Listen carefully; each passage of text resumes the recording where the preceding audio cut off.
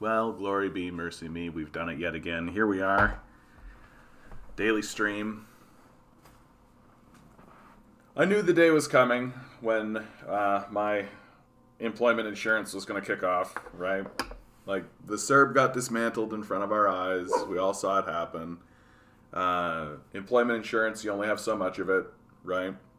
I've been working like a part-time capitalist job this whole time, but it sucks. It sucks to reach the end of like the supports and being told, okay, you're on your own, little bird. Off you go. Fly away.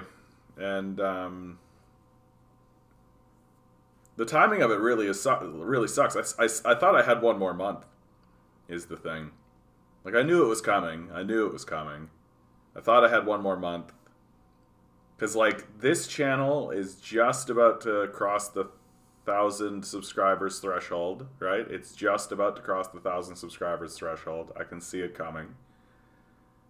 It's right there, and that means that the channel could start to monetize itself, which it is only potential. Like, that's just potential. I don't have a number on that. And then I've been doing like voice work and narration, but that hasn't begun paying out either. So it's like,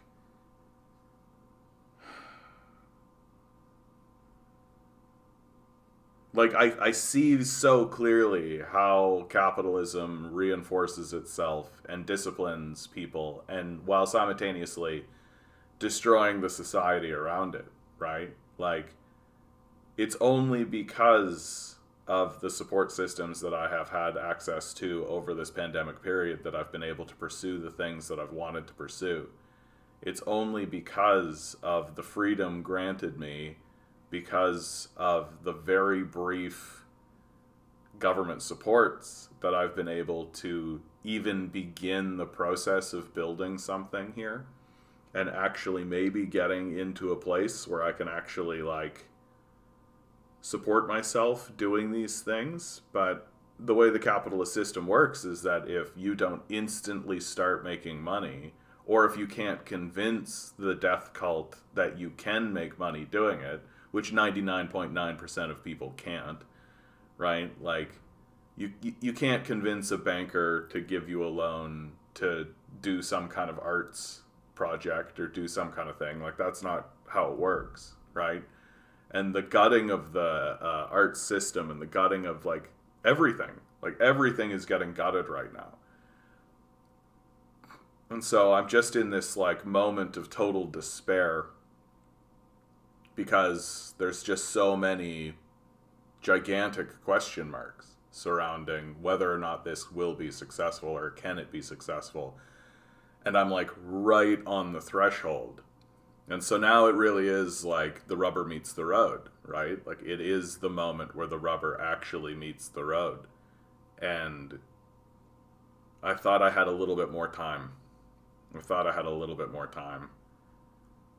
And like, I think about like, okay, what does this mean for the channel? What does this mean for doing any of this kind of stuff? And it's like, well, I still have to pay the rent. I still gotta like do all of the stuff that everybody's got to do, and that means I'm probably going to have to get more capitalist work, which is always just the stupidest, most mundane, absurdist, ridiculous, dumb nonsense that doesn't really matter for a wage that's barely going to pay my rent in the first place. And it means that this channel is going to suffer significantly.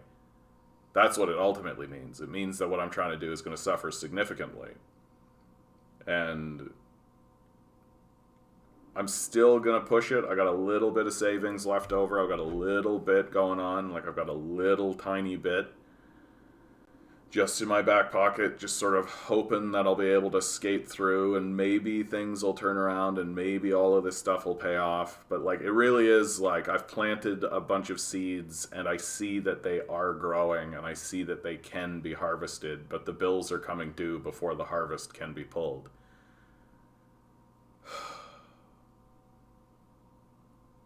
And then I think to myself, like there's thousands of people who are in this position who don't have any seeds planted.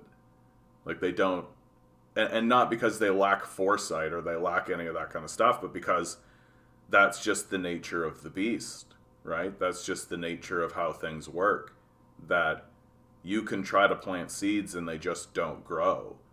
Or you can try to plant seeds and then the society will come along and just destroy what you've done, right? Like that's...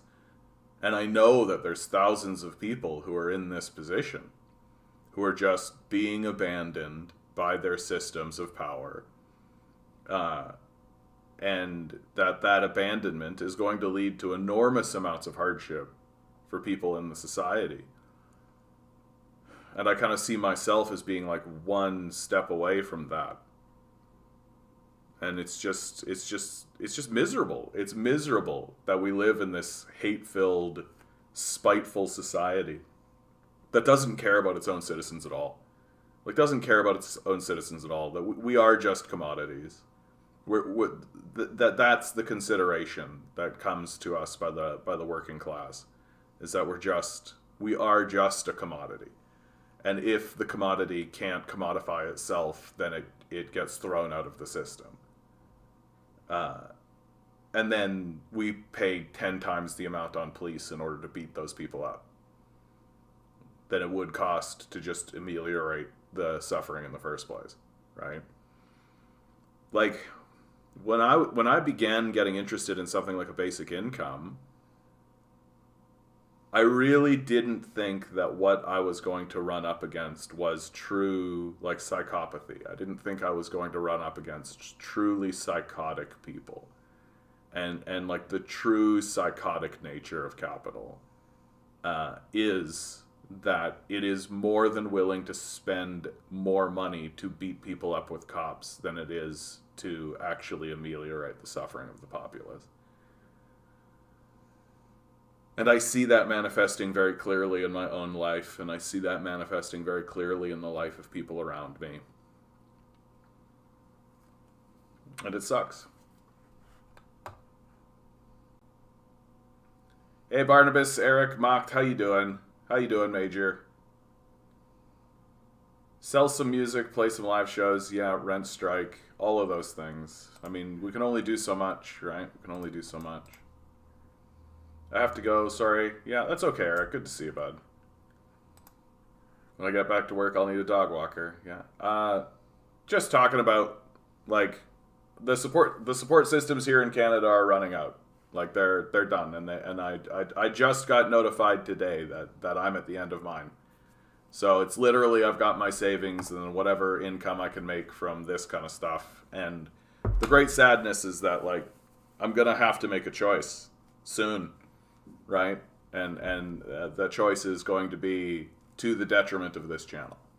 That's the true reality, is that there is just going to be a moment where I'm going to have to put a lot of stuff on the back burner in regards to my work on the channel and my work trying to build a movement, because capitalism demands it, because capitalism is a failed system that doesn't work, right? And you can see it here. Right? If you give a man a fish, he will eat for a day. If you teach a man to fish, he will eat for a lifetime. But you have done neither. You have stood before us and eaten fish after fish and chided us for our greed as you have done so. You have cast aside their offal and simultaneously chided us for our waste. You then told us that coincidentally, you owned the river, and our parents should have gotten us the same if we wanted fish. You gave a man a fish to murder us if we step too close to the river or speak too loud or eat a fish from another river. You've copyrighted the fishing net. It costs us fish to leave.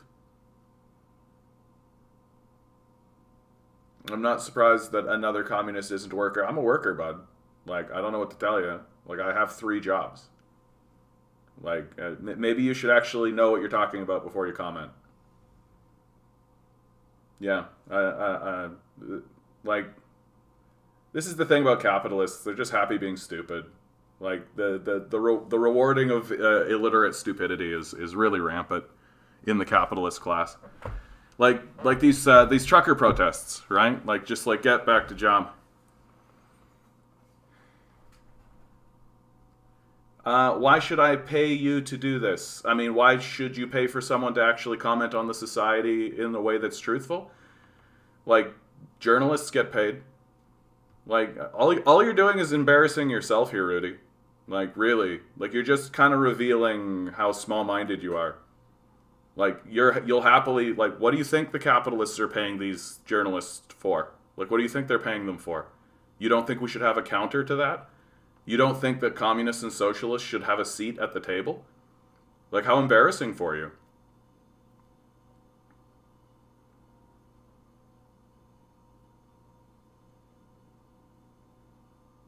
Yeah, I'm not saying that there aren't opportunities out there, and there is even opportunity to just expand the work at other places that I'm at, and I appreciate your commentary, pissed off, but like the thing for me is that it's going to have an impact on the work that I do for this channel, and this channel is really where my heart is, like creating a counter commentary to to counter embarrassing people like this Rudy for UBI is a waste of my money.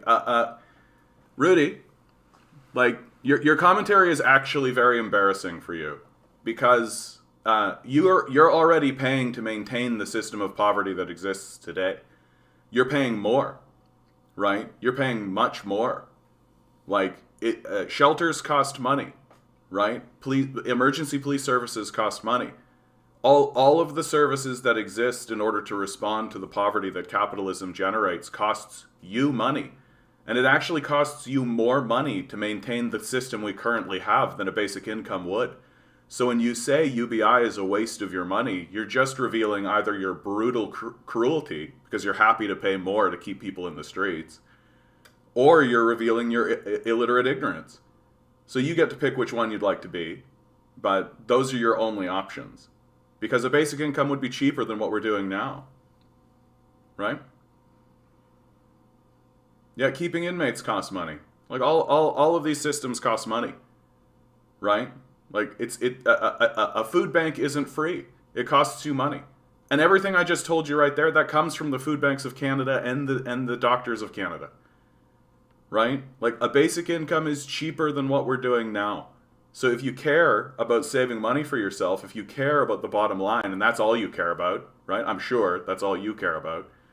But if that's what you care about, then you should be supporting a basic income, right? Because if you're not, then basically what you're saying to everybody is you are happy to spend more money to keep people homeless in the streets.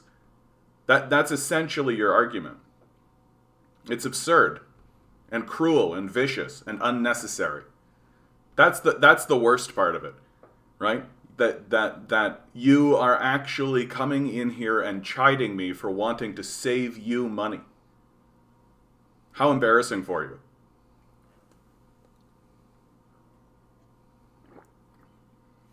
You see the bullshit we have to put up with, right? Like you see the dumb nonsense that we have to constantly put up with.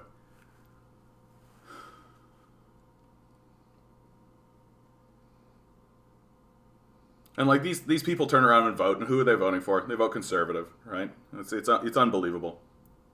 And everything that I just said here, right? The reason why this isn't commonly understood is because the socialists and the communists have been chased away from the table, right? We don't have a seat at the table, right? And then guys like Rudy turn around and then say, well, why should we bother paying you for this commentary? Well, maybe it's because I'm trying to save you money. Maybe it's because we have something worth saying. Maybe it's because we have something actually worth putting on the table for people to contemplate and take seriously. Right? But instead, we just listen to far-right fascists, loser liberals, simpering morons, and people who call themselves centrists, but who are essentially allied to the fascist class. Like, it's unbelievable. Like, and it's an unbelievable victory for the psychopath class that we've convinced regular Canadians that we shouldn't allow socialists and communists to even speak and sit at the table. Like, it's an unbelievable success and an unbelievable capitulation while we're attempting to literally save you money. Like, Jesus fucking Christ. But yeah, we'll just all go back to work, right? That's the whole idea, right? We'll just reopen the economy. right? Because that was working before. There wasn't a huge amount of homeless people. There wasn't a huge spiking poverty. There wasn't a giant income inequality gap. There wasn't a rising billionaire class that was making everything. If you were king, you'd have me pay for people's gender reassignment. Like, I really hate to break it to you, Rudy, but you really do want that to happen. Like, you really do. Like, if the healthcare system were so robust that it was actually caring about people's gender reassignments and all of this, if it was so robust, then it would actually take care of lots of things. And a public healthcare system is actually cheaper than a privatized one in an enormous sort of a way. Right? Like, and really, like, Rudy, like, you're embarrassing yourself and just sort of, like, revealing your transphobia, frankly. Like, you literally are talking to a person that believes that we should have publicly funded, like, literally anything. Like, a publicly funded, like, if somebody wants to get Botox in their lips, that should be publicly funded. You don't have a seat at the table. Good spelling of the word seat there, bud. Well done. Because communism never works. Except all the times it did. Like, what are you talking about? The Soviet Union defeated the Nazis. They were the first people into space. Like,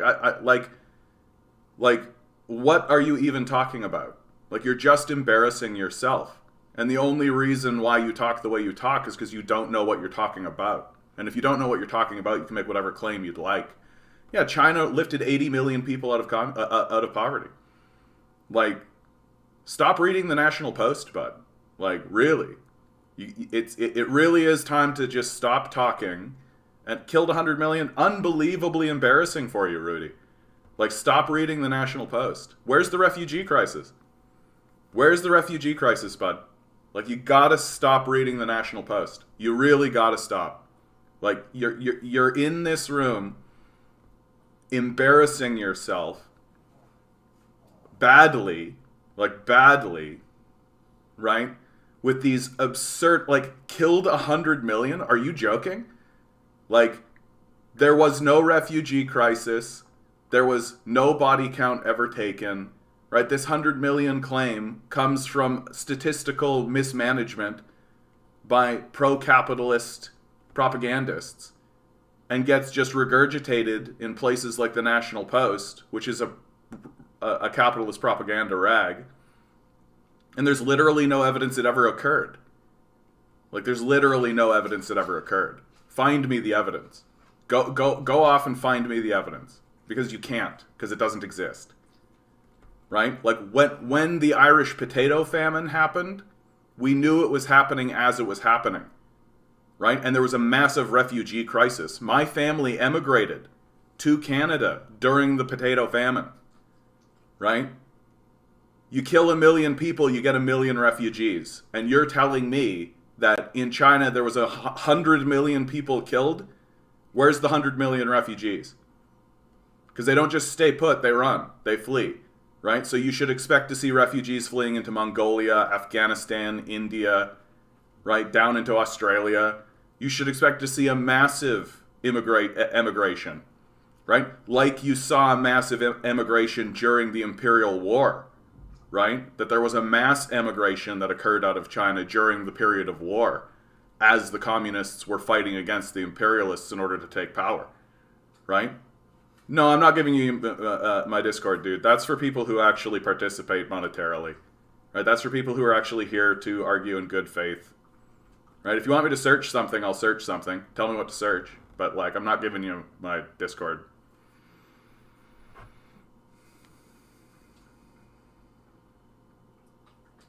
Yeah, Mao killed infinite people. Exactly. Like, this is why capitalism is failing, right? Like, it's like any religious ideology that ceases to pay attention to facts and reason, right? Like, the capitalists have ceased being able to exist within a space that is real. And we're just seeing a clear example of it here. That's why I don't, like, care to ban Rudy. He's like this is like a real teachable moment. Like, these people exist in our society, right? And Rudy's not a bad person, right? Like, he just doesn't know what reality looks like anymore because he's bought into the idea that capitalism is actually functioning somehow, right? Because maybe it is for him, right? Maybe he's a business owner that has a group of wage slaves who make a bunch of money for him while he does nothing important whatsoever, and he wants to maintain that system, right? Like,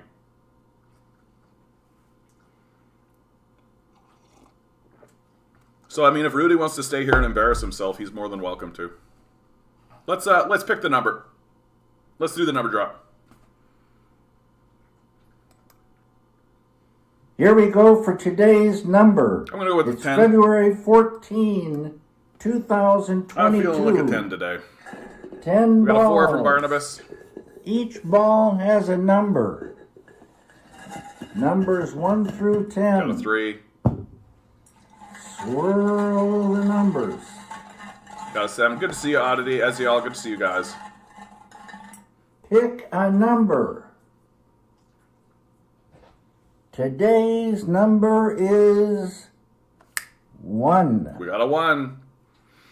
Nobody in with the 1. Nobody in with the 1. Wah, wah, wah, wah, wah. What can you do? What can you do? Yeah. None of us carrying around the energy of David Lynch today. So what can be said? Right? Boop, boop, boop, boom. So let's just jump into the news. The hacked account and suspicious donations behind the Canadian trucker protest. So as things are evolving, right? The jumble of misinformation, online fundraiser groups, and amplification from right-wing political figures suggests that there's more to these protests than meet the eye. Basically, the news, because I'm not going to read this whole article out for you, but the news of it is that there's a lot of suspicion surrounding this trucker convoy.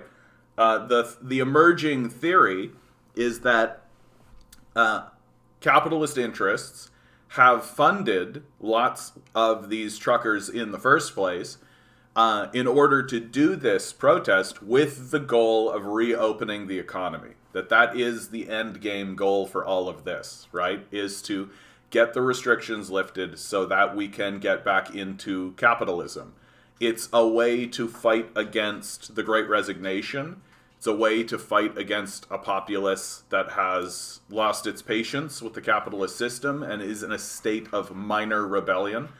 I say minor rebellion because a true rebellion would understand the goal is to eliminate the system it's rebelling against, right? Like, that's what an actual rebellion would be doing. But the Great Resignation is a way for the people to fight back against the failed system that no longer functions to the degree that they are capable. The next step, of course, would be to rally people and get them into the streets.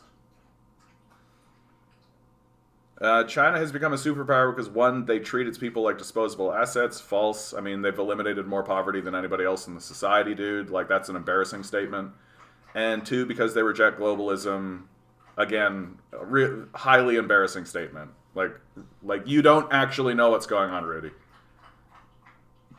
You know, old Rudy, I own at least 5 French fries. I have 100... okay, we're gonna put a poll up about Rudy. Ban Rudy.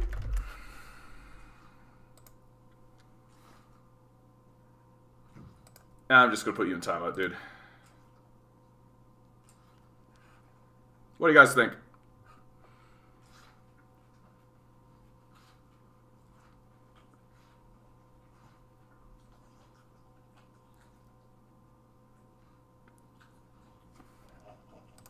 So moving on. Canadians more likely to say the Freedom Convoy protests have increased their support for public health measures rather than weakened it. Wearing a mask in public indoor spaces. Overall, these protests have made you more likely to support or oppose any of the following. Wearing a mask in public indoor spaces, right? Vaccine requirements to travel internationally across the border with the United States. So the blue here is more likely to support. Red is more likely to oppose, and gray is no real change in the way it's thinking. So in terms of what these protests have actually impacted in the society, in regards to people's support for public health measures, it's completely backfired within the populace. not majorities, of course, because because there's huge groups who haven't changed their opinion at all. But in terms of the people who have changed their opinion, right? In terms of the people who have changed their opinion, it very much is going on the side of increasing public measure support. I think people are seeing the types of people who are in support of the trucker convoy and the trucker protest and all of this, and they're really realizing, yeah, we should probably be supporting these measures, right? Like we want to actually do more about this. Not looking good for you, Rudy. Not looking good for you, bud. See, I think, Rudy, the lesson for you here, bud, to take away from this, if you're still here, is that it's better to listen and it's better to ask questions. I have people come in here all the time who disagree with me and who don't necessarily see things my way. But they stay, and the chat lets them stay, because they're being respectful and they're just asking questions, right?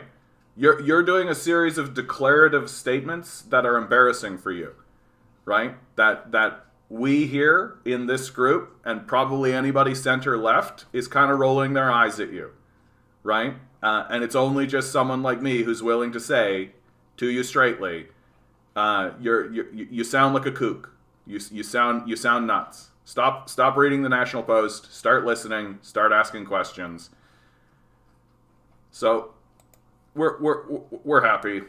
We are going to hide this user. Bye, Rudy. Good luck out there, bud. You're gonna need it. World War II, World War I. Oh, and we can end the poll. End the poll. How do I end the poll? Oh my God. Yeah, end poll.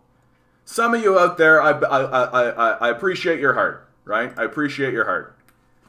You're saying no, and I feel you, right? All power to the people. Exactly, Major. Like, the reality is like, I was thinking about this the other day, right? If it was up to me, I would have a back and forth with Rudy like forever, right? Like that could be the whole show. Right? That Rudy would come in, he'd do what he does, and I would speak back to him, and that could be the whole show. But the reality is that you guys are here too, and I want to respect you guys, and like that one person that said no, maybe they were sitting there being like, well, I don't mind if John has a conversation with this Rudy fella and have like a back and forth, like that seems fine, and I appreciate that. But the rest of you are probably sitting there being like, nah, fuck this guy. Let's move on. Let's go. Let's go. I'm gonna try to use this function a little bit more, because I think I want you guys to have a bit more control over where the show goes, and that's true. I think even with people who come in and are asking just normal questions and not being rude, right? And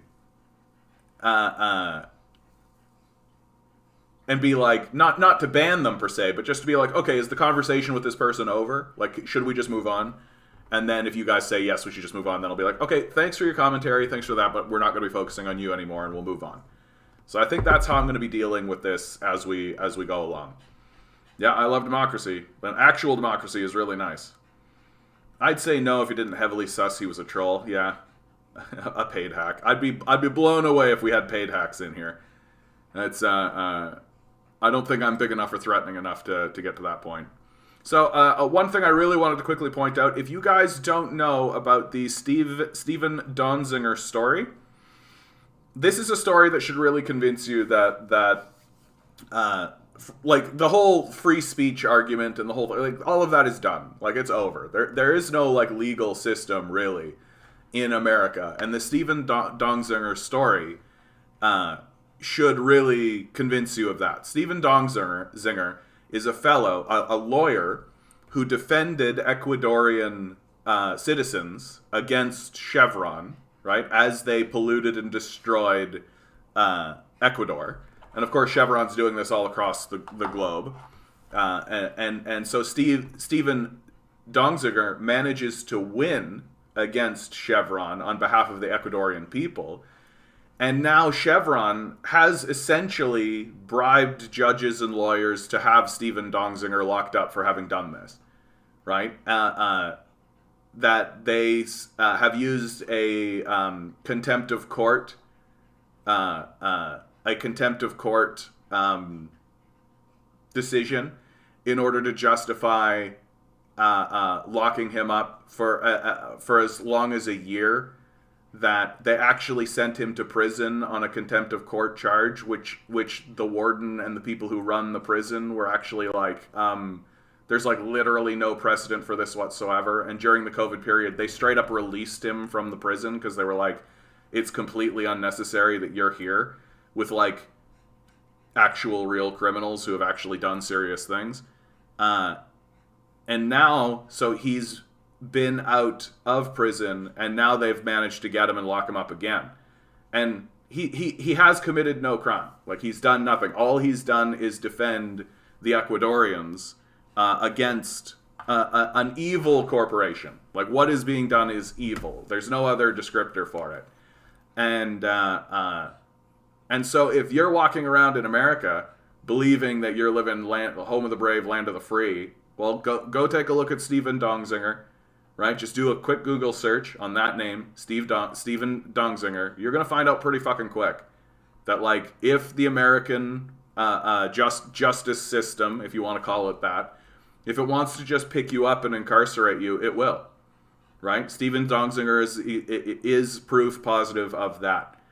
And you just know that if they're doing that to a guy like Stephen Donziger, well, they're picking up black people off the streets and just getting them into prison cells, right? Like, there's no rhyme or reason to it. The legal system in America doesn't exist in order to facilitate law or to negotiate between citizens based on an illusion of law, right? It exists in order to pack its prison cells and so that they can get free, cheap slave labor. And it exists in order to increase the profits of the psychopath class, who's actively working to destroy every country they're part of, including this one. Like, a company like Chevron is one of the most dangerous, like, psychopathic countries that are companies that exist. And Stephen Donziger is paying a pretty heavy price for literally defending Ecuadorians against it. Successfully, incidentally, although they'll never get the payout from Chevron. Like, Chevron will pay like 3 times the amount in legal fees in order to keep this in the courts, in the appellate court system, than it would cost them to pay out. Because if they actually did pay this out, well, there's a whole bunch of other lawsuits that are waiting for them. And if they suddenly admit that not only were they wrong, but that they but that they're willing to pay it out, well, then there's going to be a whole lot of these lawsuits all of a sudden, right? There's going to be a whole lot of this stuff happen. And so Chevron is doing what is happening writ large, that Rudy kindly pointed out to us, that the capitalist class is more than willing to spend more in order to suppress and enslave the populace than it would cost to simply not do that, right? That it isn't actually about the money at the end of the day, that it is about spreading suffering and misery into the populace, right? And people can happily point out that that's not the case, but near as I can tell, we're ruled by psychopaths who are getting off on hurting people. Stephen Donziger is the proof of it. And in the meantime, who are our great defenders, right? Weak, like really, really weak characters like Horvath calls for recovery support for auto workers, Windsor's economy. How about Horvath? You call for recovery supports for all workers, right? It is shocking to me that the NDP is not the group that is ringing the bell on climate change, or not on climate change, but on the basic income. It blows me away that no one within the NDP is actually standing there with a bell ringing it while calling for like the most minor possible, just like tepid, little tiny supports, like for patchwork piecemeal sort of stuff. It really just goes to show that like these NDP are not up to the task. They're not actually interested in confronting the seriousness of the situation. They're not actually interested in confronting the seriousness of the crisis that we're facing. That like not only should we be calling for a support system to deal with the current today crises, we should be calling for a support system for the crises that are going to be occurring as we move forward. That there's going to be crises after crises after crises after crises by definition, because capitalism is generating them. And if we don't actually erect support systems in order to protect the populace from them on a permanent basis, then we're going to be constantly in this like patchwork idea of like, oh, now it's the auto sector that's experiencing a crisis, so we need to rally all our energy and support to get supports in for these auto workers. Oh, now it's the service sector that's experiencing a crisis, so now we need to rally support and get all this stuff for the for the service sector. Oh, now it's the airline, now it's this, now it's that, now it's here, now it's there, now it's the miners, now it's the oil sector, right? And no one in the NDP actually has the balls or the vision or the foresight to actually stand up and say, no, we can get one policy in place that says we should have a support system for Canadians, regardless of the crises that they face, regardless of the state that they are in, that always says to them, we've got your back, we are here to help you. But the NDP are not strong. Like, not strong of yeah, but John, taking government money is socialism. Then the largest capitalists and corporate entities that exist in the society are essentially socialists. Like, the socialism is when the government does things. Like,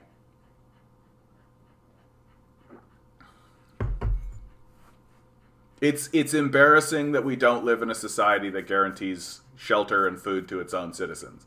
Like, that's the deep embarrassment of our society, right? That we are not actually...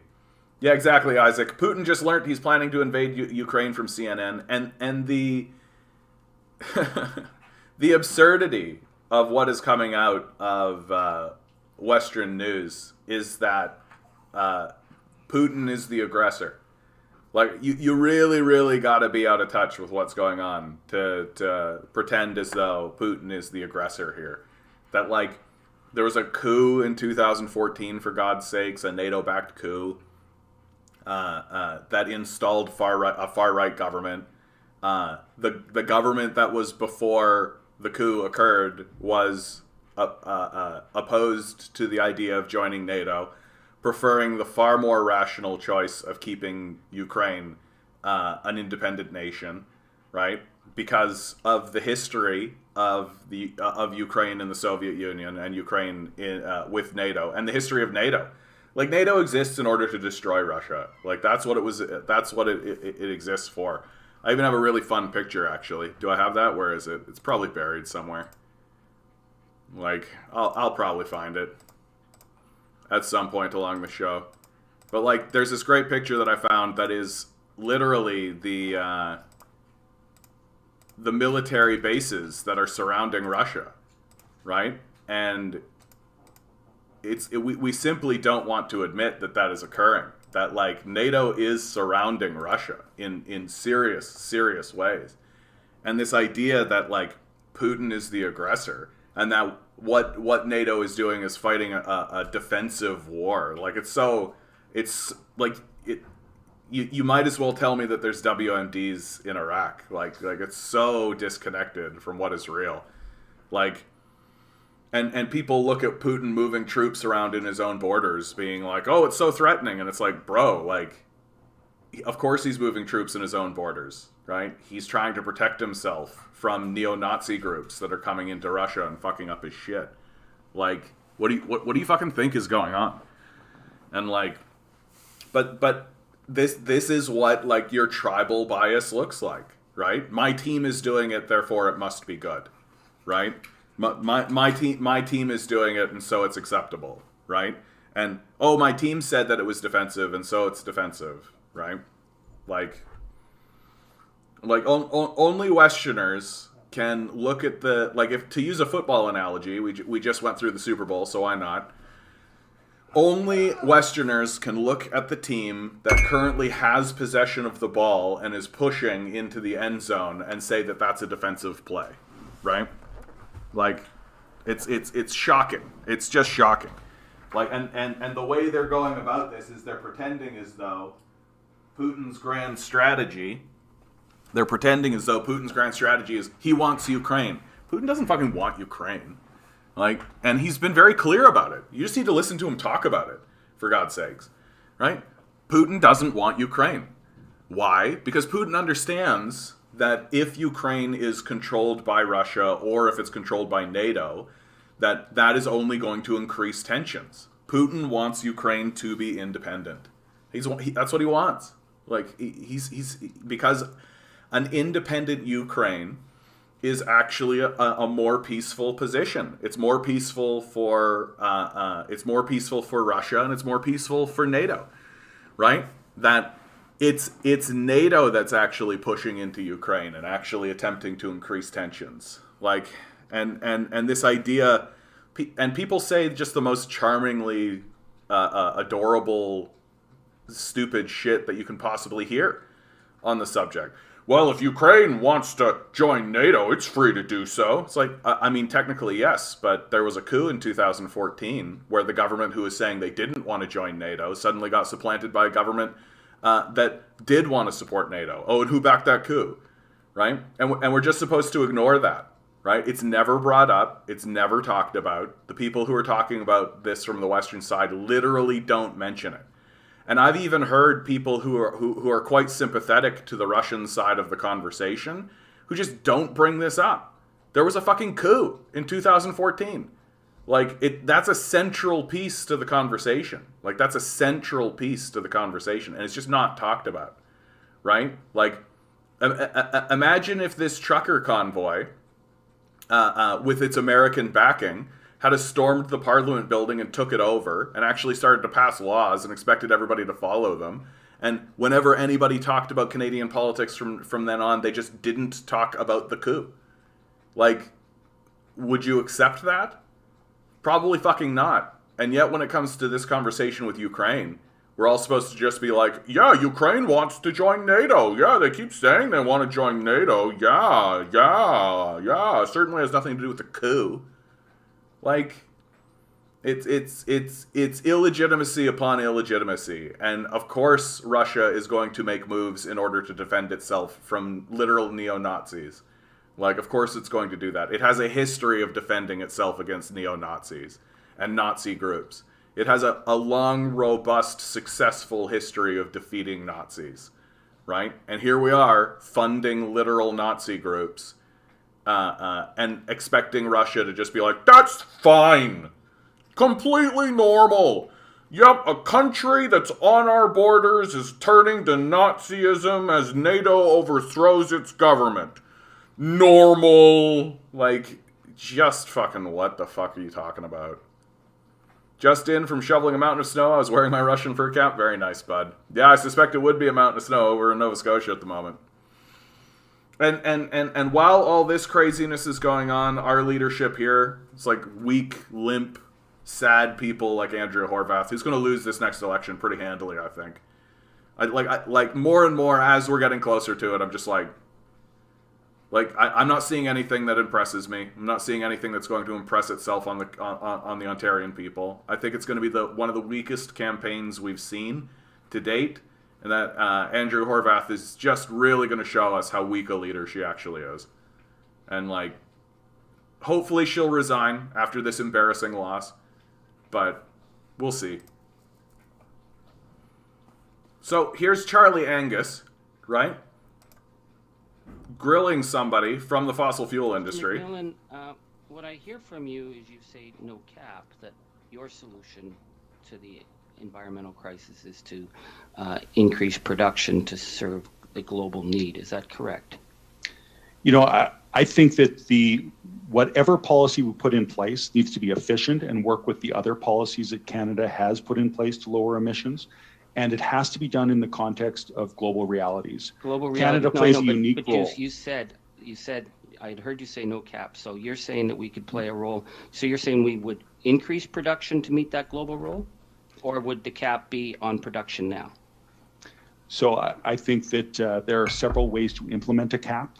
I think that we would not want to limit Canada's ability to play a major role in global reductions. So and you're I think saying our industry can have a role But in would that mean that would mean an increase of production? I'm just trying to get a straight answer here. Yeah, no, so just absolutely clear.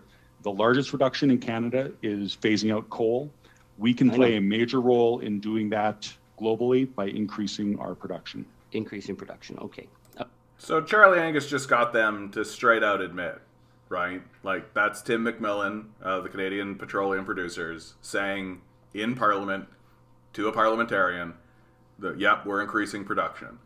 Like, so much for climate change, right? So much for even the attempt to fight back. Like, so much about that, this desire to, reduce emissions, any of that kind of stuff. They're outright telling you to your face that their goal is to increase emissions, like, and to increase production.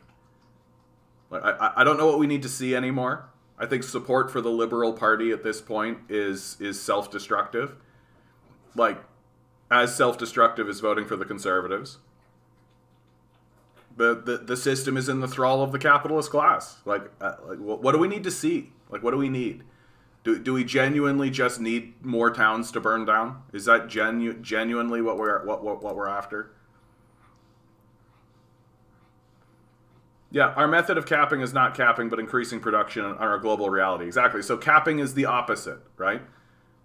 And I was watching some supposedly liberal Democrats on TikTok this morning. They're bragging about how their country was going to beat the shit out of Russia. No, but that's not supposedly liberal Democrats. That's liberal Democrats. Like, we're coming to terms with the fact that the difference between liberalism and conservatism is basically just one waves a little pride flag and the other doesn't, right? They're just as violent. They're just as bloodthirsty, right? Like, a so-called liberal like Bill Clinton was more than happy to bomb Yugoslavia. A so-called liberal like Obama was more than happy to increase the war from 2 wars to 7, right? He was more than happy to introduce drone warfare, right? Like, liberalism is a bloodthirsty ideology of genocide. That it really is just like, we are going to coup who we want and destroy whatever we want on behalf of our capitalist owners, but it's fine if you're gay. Like, that is liberalism, and we genuinely have to come to terms with this. That liberalism is as dangerous as conservatism is, and we don't really understand that because we don't have a conversation about class in this society, right?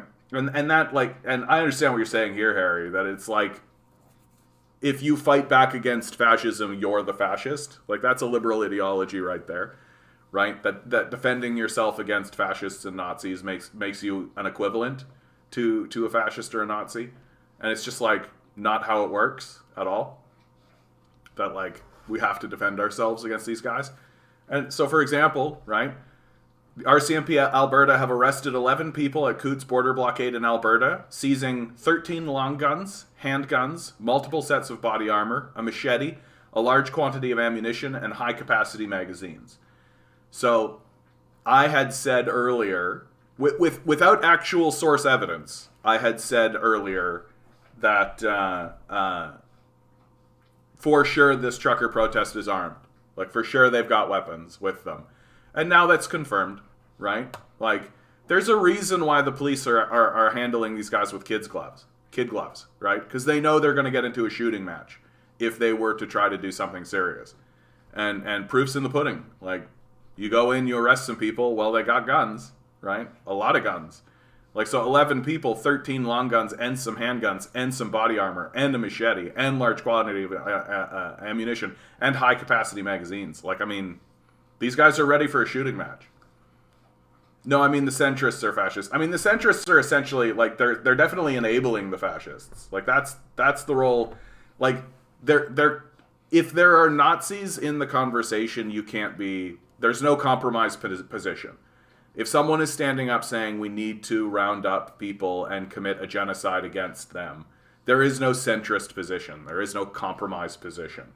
That your position is either, no, we're not going to do that, or yes, we are going to do that. And if you're trying to stand in the middle to find a like, there's no such thing as let's just do a little bit of genocide. Like, it's not how it works.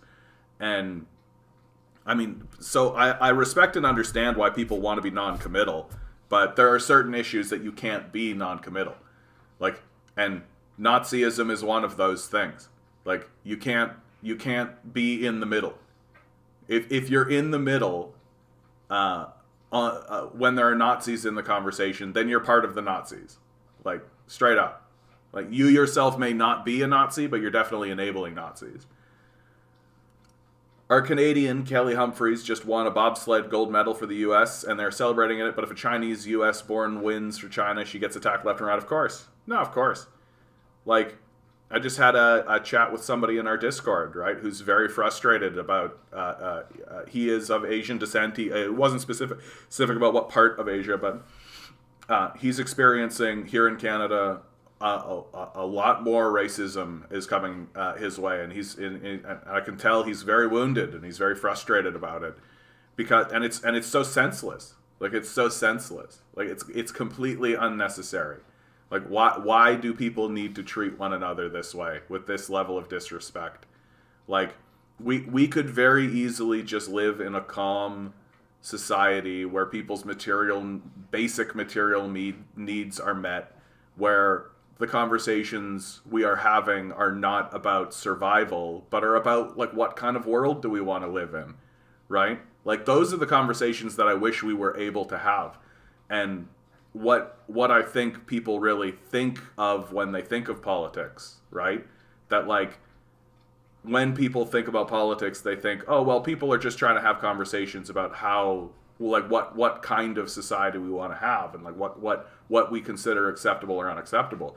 But today we are having conversations, like a legitimate conversation that is actually happening is, should people have access to food and shelter? Like, should people have access to food and shelter? Right? We saw today somebody in the chat who would likely say no, that people should starve in the streets, right? That why should I pay for someone else's food and shelter, right? And with no awareness whatsoever that it's actually cheaper, right? It actually is a better way to arrange things. Turns out that if you give people basic stability, they're able to operate from that position and do something good with their lives and something nice. And honestly, even if all they do is sit inside their house and do nothing and affect no one, well, we happily allow thousands of people to do that in our society. It's called our prison system, right? Except it's far more expensive to operate that way. So I don't understand why someone has to commit a crime in order to become a not useful member of society. But if we pay far less and they choose to operate that way, well, that's bad. Like, we aren't operating from a position of reason any longer. Like, we're very much stuck in a base survival mode where everybody is attacking everybody else because everybody sees everybody else as a threat, which is perfect for the capitalist class. They're completely fine with that, right? Like, the capitalists will just create their own society in their gated communities on their pedophile islands and all this kind of stuff, right?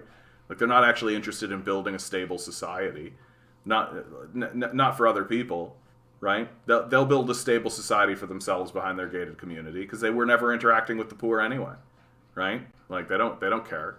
And when it comes to dealing with homelessness problems, they'll just get the police and clear them out, right? That the police operate as like a sweeping mechanism as the rich walk forward. Like, if you think about it in medieval times, right? So a prince would be riding into town.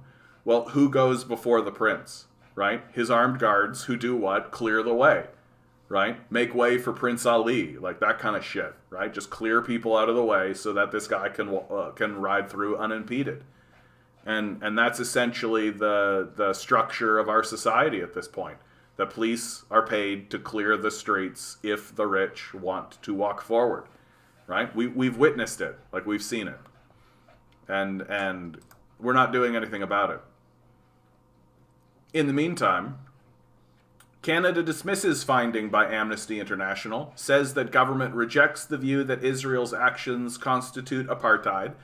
We deserve to know on what basis Canada is rejecting the consensus of the human rights community as affirmed by these organizations and many more.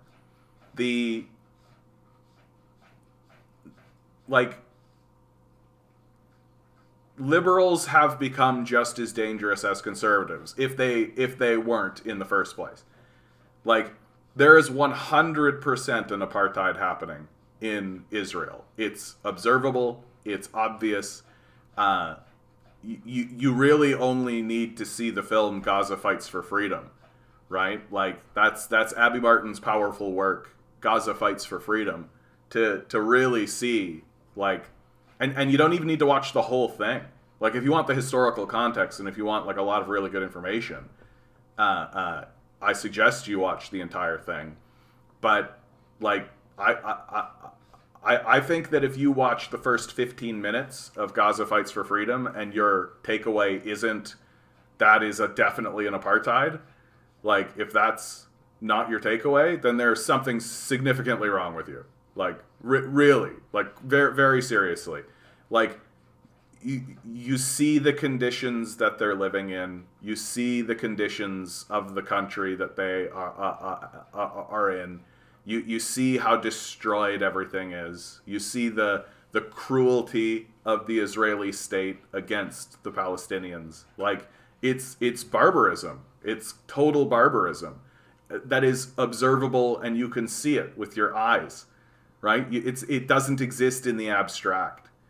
And for the Liberal Party to stand up and reject that view is deeply shameful and says a lot about who these Liberals are, right? Says a lot about the Liberal Party here in Canada. That, like, they don't have a backbone, they don't have a spine, or they simply don't care, right? Which I think is actually fairly accurate.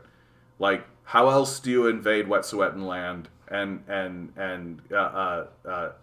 take people out of their own houses, like chainsawing down doors and all this kind of stuff? How else do you justify that kind of thing, right? It's because you don't care about them, because they're not white.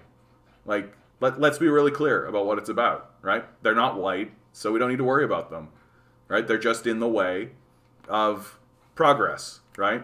That this is the true face of progressivism. Right? That the progressive movement was never about actually progressing the society in a meaningful way towards sustainability or anything like this. That the true face of the progressive movement was destroy everything around us, and that's considered progress. Hey Vince, how you doing today, bud? Good to see you. Hope you're doing well, guys. Hope you're doing well. I'm feeling dour. I'm feeling dour today. I'm feeling sour and dour and mean and not wanting to put up with too much shit, honestly. Trudeau plans to evoke Emergencies Act in response to protests. So, like, you know, when you have a spiking case of homelessness and when poverty is going across the country, don't need any Emergencies Act, but, you know, truckers. Yeah. What Trudeau did was unbelievable. Liberals in my streets are so mad at him. They're hosting a conference soon to discuss their frustrations that he would go authoritarian. I mean, are you surprised? I have to tell you, I am a touch surprised that he actually would invoke the Emergencies Act ultimately, because it's such a bad move.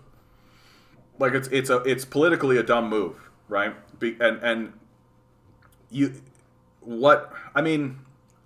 I shouldn't say that I'm surprised that he would evoke the Emergencies Act. But really what it's doing is it's showing people who still somehow believe that the Liberals are better than the Conservatives or better than, or somehow interested in improving the society, right? That it really is showing, like, on-the-fence Liberals. Like, it's showing those on-the-fence Liberals that these Liberals suck. Like, they suck. They suck really, really bad, right? Like, the Liberal Party is functionally just an arm of capitalist power. And we don't have, like, a class consciousness, so that's not well understood in the society. But actions like this are very revealing. right? Well, some of them are not voting anymore. My neighbor would rather he do EMA for homelessness and neoliberalism instead of some truckers off a street. Yeah, exactly. Like, where are the emergency measures for the homeless people? Where are the emergency measures for the capitalist crises? Right? Like, we only get emergency measures if there's like a deadly pandemic that threatens the wealthy class, and then those measures get systematically dismantled. Right? Like, that's what happens to us. Hey Islam, how you doing? Good to see you. Honestly, Vince, man, I was informed just today that I'm at the end of my support systems, so all I have left are my savings, and this channel, and like literally every endeavor that I've been working on is yet to pay out, and it's like right on the precipice. It's like right on the edge of just like, is it going to pay out? And if it does pay out, to what degree is it going to pay out? And so now I'm just free falling, man. I'm free falling, right? There are details associated with the Emergency Act. You should do a shallow dive into it. For you, Ward, absolutely, absolutely. Like anything specific, bud, that you think I should you say a shallow dive into it. I haven't gone too far. I just think that it's a bad call. I think it's going to chase liberals away, like from his party, right? And the only reason it's being done, of course, is because of the blockades of the bridges, right? That the truckers are doing the right thing, right? They're blockading important infrastructure. Like, that's how you get people to listen to you, ultimately, right? That's how you get politicians to actually interact with you, right? Read the act. You got it, bud.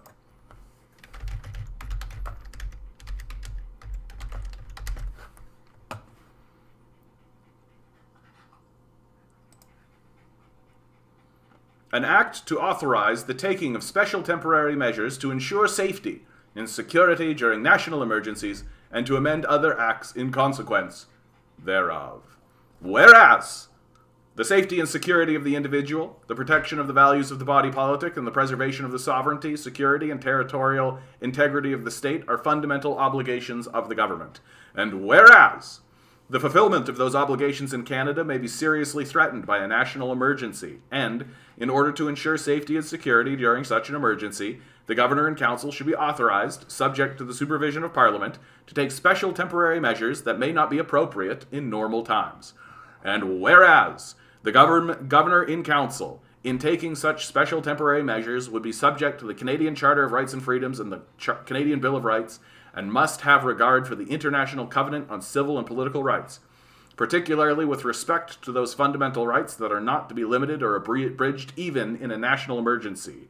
Now, therefore, Her Majesty, by and with the advice and consent of the Senate and House of Commons, enacts as follows. This act is binding. For greater certainty, nothing in this act derogates from the authority of the Government of Canada to deal with emergencies on any property, territory, and area. Public welfare emergency. I mean, this is kind of my feeling. It's like, how come we haven't been using this? Like, fire, flood, drought, storm, earthquake, natural phenomena, disease in human beings, animals, plants, accident, or pollution. But, like,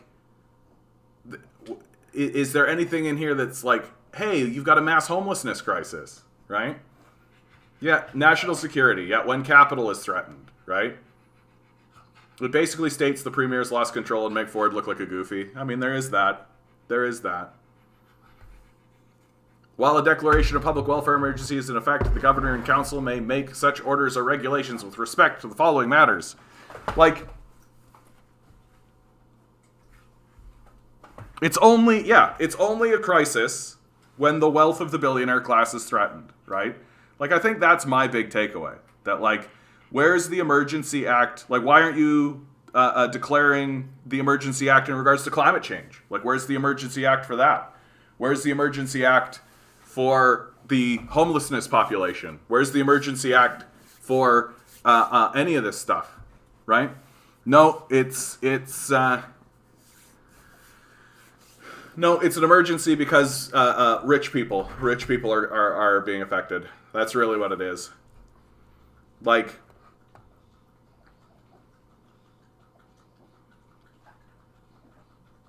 anyway, is there anything specific you wanted me to see here, Ward?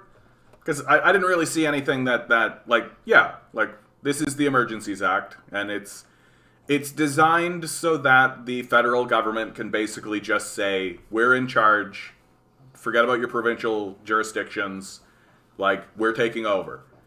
And, of course, people who are sovereigntists, right, people who are, like, let the provinces decide and all this, are going to be against it, just by the course of how things are. And, of course, the the ruling class of the current administration, so in this case, Ford Nation, the Ford Nation's going to be upset about it, obviously, because it overrides their authority, right? And it imposes the authority of the federal government. Sorry, guys, I'm trying to open my window, but it's frozen shut. There we go. I got like a radiator just sitting like right there, and it's like, it's of the temperature where it's like not quite right. Yeah, exactly. Solving climate change to billionaires isn't profitable, therefore unnecessary. Yeah. They're playing dubstep song right now in Ottawa, some old disc. Fantastic. Yeah, crisis equals billionaires cannot leech off of 99%. Yeah. Where's the emergency? Climate change, healthcare? Yeah, nothing. No, it doesn't matter, right? Yeah, it must have a specific temporary use. That is correct. I suspect the courts would find something like homelessness is not a temporary problem, likewise for climate change. I mean, it's not a temporary problem if you never solve it, right? Like, that's the thing, is that you could solve it. Like, I would argue that, like, a park full of homeless people is a problem that you could solve on a very temporary basis, right? We just choose not to. Natural disaster, war, or civil unrest. Yeah. Well, I mean, this is definitely civil unrest. And one thing that I am concerned about from Trudeau evoking the Emergencies Act is this becoming normalized, right? Because, like, we are entering a period of civil unrest. That, like, our government has shown that it is incapable of responding rationally to the crises that capital is generating, right? It's really revealing that it's not capable of responding rationally. And so the crises that capitalism naturally generates are going to accelerate and continue happening. And so something like the Emergencies Act, like, you could just keep evoking it, right? And if this becomes normal procedure, and if this just becomes the way things are dealt with, right? So instead of the government actually attempting to ameliorate the core issues, and the core issues, as far as I'm concerned, is that people don't have access to food and shelter, right? If you don't have access to food and shelter, well, then you're going to get angry. And if you don't have a class analysis, then you can swing to the right instead of to the left. And this is exactly what is starting to happen, or not starting to, what has happened in our society, is that there is no middle ground anymore, right? There's a good side and a bad side. And it really is that, like, there is an evil empire and there is a rebellion against that empire. Like, we are in Star Wars territory here. Like, there's no centrists in the Star Wars universe. You can't take a fucking middle ground. You're either against the empire or you're with the rebellion. And, like, if you're looking at the rebellion, blow up the Death Star and go like, oh God, the jobs, right? Like, if that's where you go, then we know what side you're on, right? And this is the great, like, what's hysterical about today's modern right is that they can watch these films where there are, like, protagonists fighting against evil empires and be like, yeah, get them, and then turn around and completely root for the evil empire in their own society. Like, it's an amazing disconnect, right? This will become normalized. Imagine if a con or PPC government could do with the EMA. Although I don't know if a PPC government would, because the supporters are very pro-liberty, but I don't... No. That assumes that there's a consistency, right? That assumes that libertarians are actually consistent and actually care about things on a consistent basis. Where libertarians don't, like, their belief system is morally incoherent. So if you have an incoherent belief system, that's the same as not having a belief system. You just react and do what you think is right in the moment, and that's considered liberty, right? Like that's how libertarian governors would actually govern. They wouldn't have like a consistent belief system that they consistently do. They literally would just do whatever they feel like doing, and that's considered freedom, right? We need to stop normalizing EMA until it actually about the core issues of capitalism and failures of social class. Well, I mean, and it is also worth pointing out that, like, evoking the Emergencies Act isn't Emergency Act evoked over civil unrest, not medical emergency. And I mean, the question then becomes, is this legitimate? Like, is it legitimate to evoke the Emergencies Act? We can have all the conversation we like about, like, well, why aren't you evoking the Emergency Act for this crisis or that crisis? Like, why is it very specifically in this occasion? Well, so what's the situation, right? Like, what's the situation? The situation is that there is there are important pieces of crucial infrastructure, bridges, right, that are being occupied, that are being taken over by truckers in order to push an anti-mandate message, right? That's the story. And we can talk about whether or not those truckers are doing it on the behest of sort of nefarious forces or not, if you like, but the reality is that truckers are occupying crucial infrastructure that is costing the capitalist class billions of dollars a day. Or not billions a day, millions a day, right?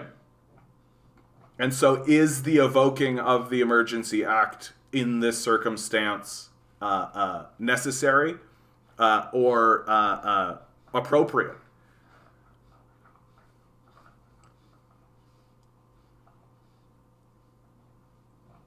Given the widespread nature of the unrest, given that it is manifesting in Alberta as well as Ontario, as well as in British Columbia, like, given that it is a mass crisis that has federal implications, yeah, I'd say evoking the Emergencies Act is actually not outside the realm of unacceptability.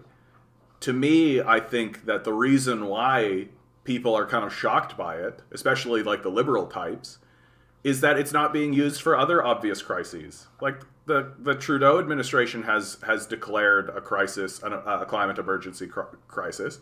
And so what it's showing is a inconsistency, right? It's showing, and it's an inconsistency that liberals can't square.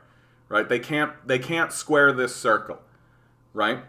That why is it that even if we say that this is a legitimate use of the Emergencies Act, and really, like, I actually do think it is a legitimate use of the Emergencies Act. Like, this is exactly the type of situation that the Emergencies Act was structured to confront.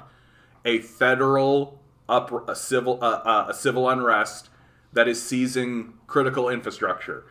And is it being done on behest of the capitalist class? Of course, right? But welcome to the Canadian system, right? That the Canadian system exists on behest of the capitalist class.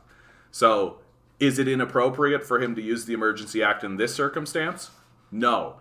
But if this isn't inappropriate, then why is it not being used for other moments and other obvious overt crises? And at the end of the day, the big concern is, is the Emergency Act just being used to quell the unrest from situations that we refuse to solve? Like, we refuse to solve climate change. At this point, it's a refusal. You can call it a refusal. Like, we've looked at the situation, we know what we should do, and we've said, no, thank you. That's what we've done in regards to climate change. Homelessness. Like, same story. We've looked at the issue. We know what needs to be done to solve it, and we've said no thank you. And so instead, we're going to deal with the crises that our refusal is manifesting, and we're going to do it through the Emergencies Act. And more, it is going to have liberals within the Liberal Party. It's going to shake them a little bit and have them recognize that the leader that they've been supporting and the party that they've been supporting isn't the party that they thought it was. Yep, it's like the LA riots. They let it burn until the rioters started heading to the mansions on the hill. Then they sent in the army. Exactly, Harry. Like when this was a protest at Parliament Hill, when it was just a bunch of truckers, you can see exactly this transition happen within the Conservative Party itself. That when this movement was at Parliament and causing problems in Ottawa, the Conservative Party was more than happy to support it, right? They were rah-rah all about it. Aaron O'Toole's sort of tepid support for it is what ultimately deposes him, right? When did the Conservatives turn? When did they change their narrative? When did they start saying, hey, it's time to end this, it's time to go back home, like message received? When did that happen? When the bridges got taken over, right? Revealing completely who they actually work for. Like, when it was politically convenient for them to support the truckers, they did. And when it was no longer politically convenient because they were actually having an impact on capital. And the true lesson, if you ask me about this, is, like, you won't be able to govern these people. Like, the system as it stands now sort of believes that it's going to be able to govern itself. Or that we'll manipulate them somehow, or we'll fold them into the power structure. And no, you're not going to be able to do that, right? These people are ungovernable, and they're and they've been trained to be ungovernable at this point, right? Like, for the last 40 years, we've literally told them, let chaos reign and do it yourself and all this kind of stuff. Well, here they are doing it.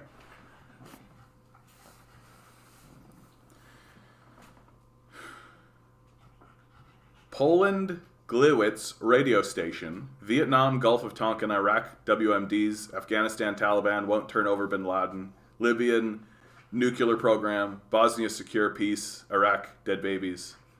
That's just a laundry list of nonsense, Mocked. And I don't mean nonsense like, I mean just a laundry list of absurdities. Like, and all of it as unnecessary as it can get. Yeah. Well, the problem, Oddity, right, is that this COVID crisis has created an enormous amount of hesitancy on the left. That the left, basically complied with public safety issues and all this kind of stuff. And so it just makes sense that the first people to come out in protest would be the people who care the least about these public health and safety issues, right? And I'm more or less of the opinion that we do need to get to a point where, like, we're living with it, I think most Canadians are getting to that point. I actually think I have an article here today. Yeah, 2/3 of Canadians ready to drop COVID-19 restrictions. Like, we didn't start the fire.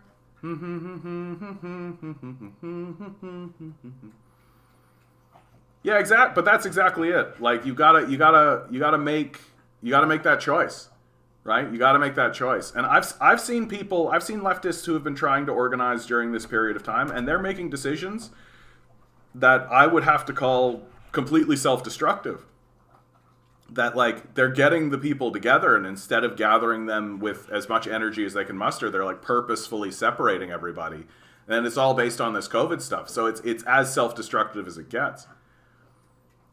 Is the left really for centralized authority? I mean, that's a really good question, right? Like, I think the left understands that the transition from capital to socialism into a communist situation is going to require it's necessary to have centralized authority, that you can't not. Because if you don't have a centralized authority, then if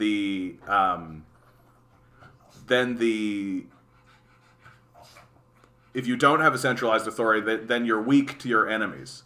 that your enemies can just override your system, and not even necessarily militarily. There's a lot of ways to override people's societies and override systems.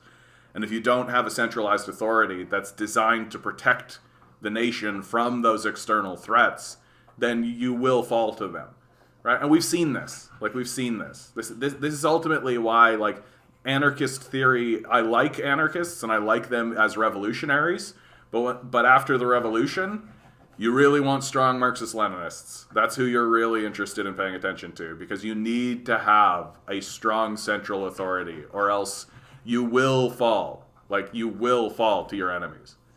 It's in my view, it's not an ideological position. It's very strictly a practical consideration. Like, you've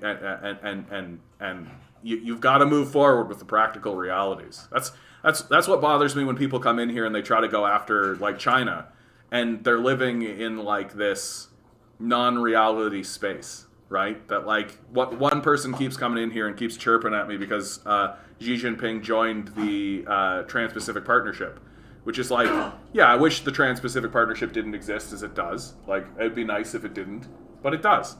Like, and what are we supposed to do? Like, just not talk to international bodies? Like, I just feel like it's nuts. Gluewich attack was Nazi propaganda. Yet Secretary of Defense Robert McNamara said the second Gulf of Tonkin incident was fake. Taliban offered to turn bin Laden over before U.S. invaded. Libya had no nukes. Bosnia is still occupied. Dead baby's lie was from daughter, of Kuwait ambassador to U.S. Mocked, reminding us, right, that there's always propagandists in the mix, right? We can't really trust what we're seeing, right? Like, we've got to parse this stuff, because, especially as it's coming from state bodies and state enterprises. I would argue that centralized versus decentralized is not the best way to analyze authority. I really think authority must be looked at through strictly class analysis lens. We need to ask what class interest is the authority serving. Yeah. Oh yeah, for sure. Like, if it's a central authority that's operating on behalf of the capitalist class, then, like, it's a terrorist state as far as I'm concerned. Like, but if it's operating on behalf of the workers, well, that's like the dictatorship of the proletariat then, which should be our goal. Concern trolling is a uniquely chud tactic. What do you mean by that, Eziel? What is concern trolling? Blockchain could be regarded as a new central authority. Yes, that's something that I think is very interesting, is that we have these crypto boys walking around saying that, blockchain and crypto is gonna decentralize a lot of stuff, and I think that that's stupid as stupid can get. Like, if you actually believe that crypto and the blockchain and all of that are somehow decentralized forces, then you have no concept of how any of this actually works. Like, the blockchain will be dominated by a small group of billionaires, right? That's how it's going to work. And it's not going to be decentralized. You're just going to create, exactly as you've said, Ward, a new central authority. And that central authority is not going to be impacted by state power. So if you have a democracy, well, then you're not going to be able to have an impact on what actually gets done on these new systems. That the way they're being pitched as decentralizing kind of thing sounds good if you don't know anything about them. But if you think about them for a very short period of time, you're like, oh yeah, these systems will just be overwhelmed by a billionaire class, like just like every other system. Like, and I don't see how the blockchain can not fall for that. I wish more people would look into who funds the news organizations they choose to get their info from. No kidding, eh? Like, no kidding, Islam. Like, I mean, for God's sakes, like, all of these, like the National Post, for example, like, the National Post was started by, like, a corporate criminal, Conrad Black, right? And it's owned and operated by the billionaire class. Like, that's absolutely who is propagating this information, right? And of course they're going to propagate information that supports their narratives. And even something like the Toronto Star, like, people still think the Toronto Star is a liberal organization, but it was sold to Doug Ford supporters a couple of years back. So it's as far right as the rest of them, right? blockchain is an attempt to privatize control of the monetary system. I think that that's accurate. The tech could be useful under a proletarian-controlled state, but under a capitalist-controlled state, it is dangerous. But blockchain tech is literally just a digital logbook of transactions. Yeah, and like, who cares about that? And it's to me, like, it is just a way for billionaires to have a form of currency to be able to trade with one another while avoiding taxation. That's it. Like, and it doesn't necessarily say what you are trading, right? So, like, if Jeffrey Epstein wants to trade a slave girl for Jeff Bezos, for a trip on Jeff Bezos's yacht, they can just put their phones together and just do like doot doot doot and trade some crypto, right? And near as I can tell, that's what cryptocurrency is for, right? Like, it's very specifically a method to avoid inspection by regulatory bodies. And if you're one of these people who's like, government is always bad, then you can believe that that's a good thing. But that sort of pretends like people like Bezos and all these kind of guys are actually a net good.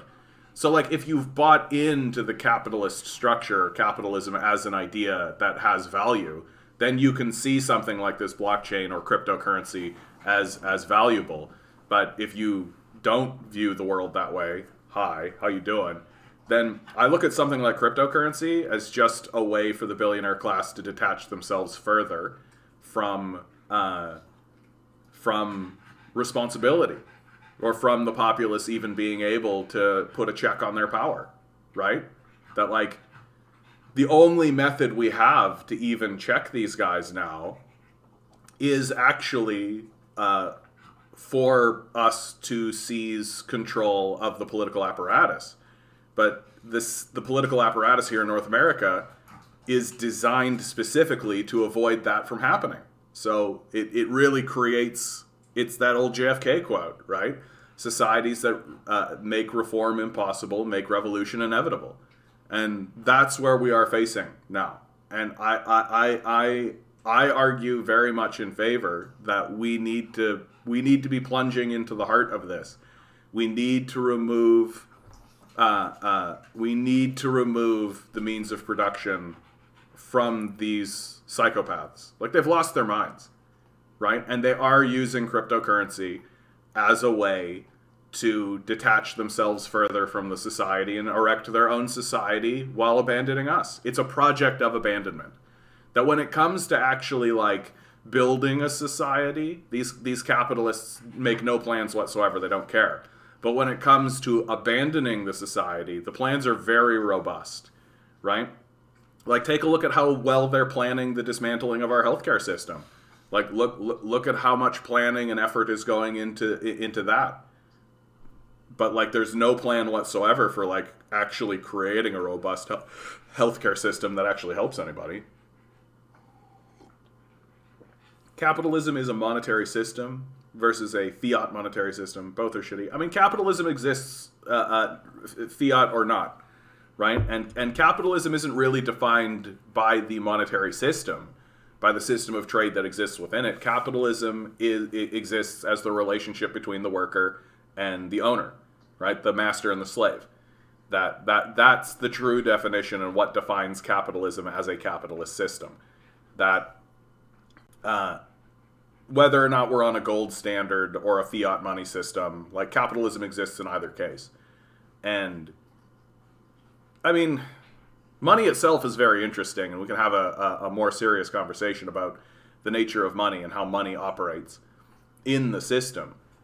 But the reality is, like, money, we made it up. Like, it's just not real. Like, that's the thing that kills me the most about our society, is that, like, we're all supposed to destroy the environment, our lives, the society. We're just supposed to sacrifice literally everything and destroy everything around us for something we invented in the first place and it doesn't even exist. Like, that's what's astounding about us. Like, that should there be future generations, or if there was an alien species looking at us right now, they'd just be like, and they're doing it all for nothing. Like, and that's the truth. It's for nothing. Like, money is nothing. Like it's something we created as a organizational tool that we now worship. Yeah, interest predates money by thousands of years and may even be older than Homo sapiens. Yeah, same thing with credit systems, right? That like, and there's even theories out there that are saying that money predates writing. That the exchange of currencies actually predates the concept of writing, and that we only started writing in order to keep track of money, and then writing becomes a whole other thing that grows and all this kind of stuff. But it starts because we want to keep track of shit, right? So you have a symbol for a chicken, right? And then 1, 2, 3, 4, 5, right? You got a symbol for a bag of wheat or wheat, right? And so language evolves and grows, and writing evolves and grows because of all of this, because we want to keep track of shit. And in my view, it's this desire to keep track of shit is where capitalist power centers arise. That like, if we had, like, nobody's keeping track of air, right? Like, air is ubiquitous and it's infinite, right? Well, someone is definitely keeping track of air, but nobody cares, right? Because as far as anyone's concerned, there's an infinite amount of it and you can't meter it. And so if you were to create enough of a resource that it was so ubiquitous that anyone could get it at any point, well then, why bother even keeping track of it, right? Like, the only reason to keep track of it is as a safeguard to make sure that you actually do have enough of this, right? But what the capitalists do is, in their mad pursuit for the worship of money, they create false scarcities, right? They create false scarcities. Yet there really isn't anything on Earth worth taking for aliens, and if they wanted to destroy us, we would quickly see we were doing it to ourselves. Well, and exactly, Islam. Like, what possible resource could be here that the aliens couldn't find, like, an infinite amount of in space itself, right? Like, why even bother with this group of squalling monkeys when they could just, like, fly into a nebula and just, like, get whatever they needed?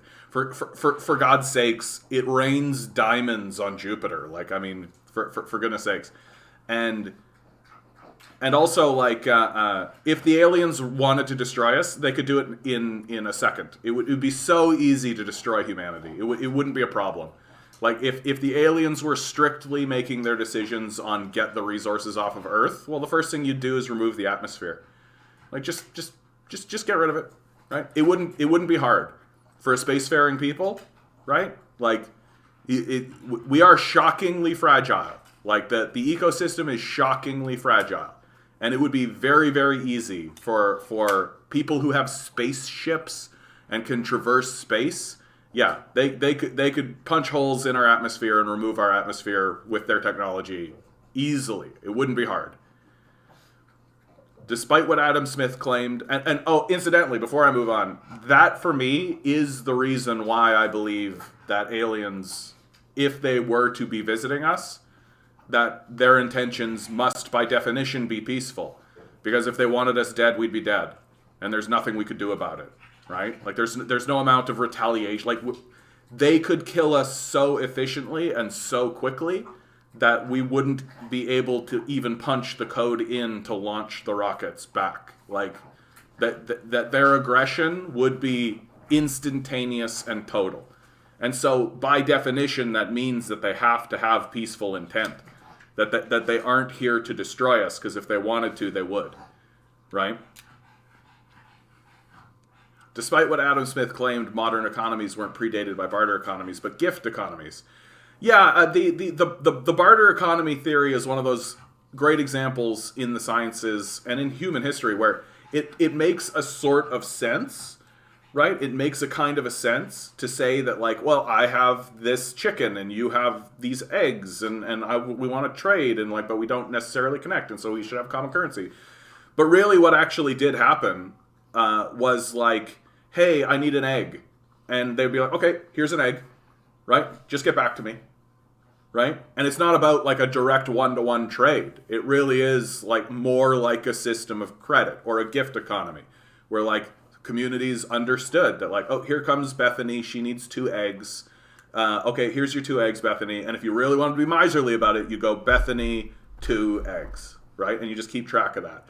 And then eventually you'd look at Bethany and be like, hey, Bethany, I've been giving you a lot of eggs. Like, can you help me out? And then Bethany would go get something connected for you in some regard in order to help you out in some way, right? And then you'd be like, okay, cool. And then you'd stroke that out and it would be even Stevens, right? And so in that way, it's like a form of barter and exchange, but it is more like a system of credit. And system of credits have existed and there's literally no example of barter economies because barter economies are annoying, right? It's an annoying way to do business, right?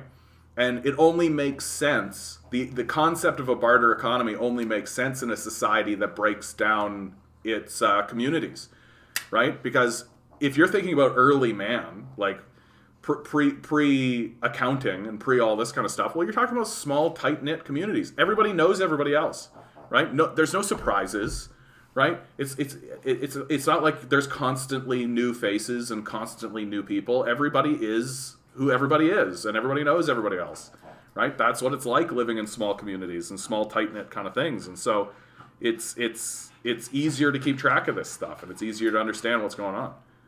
And it's the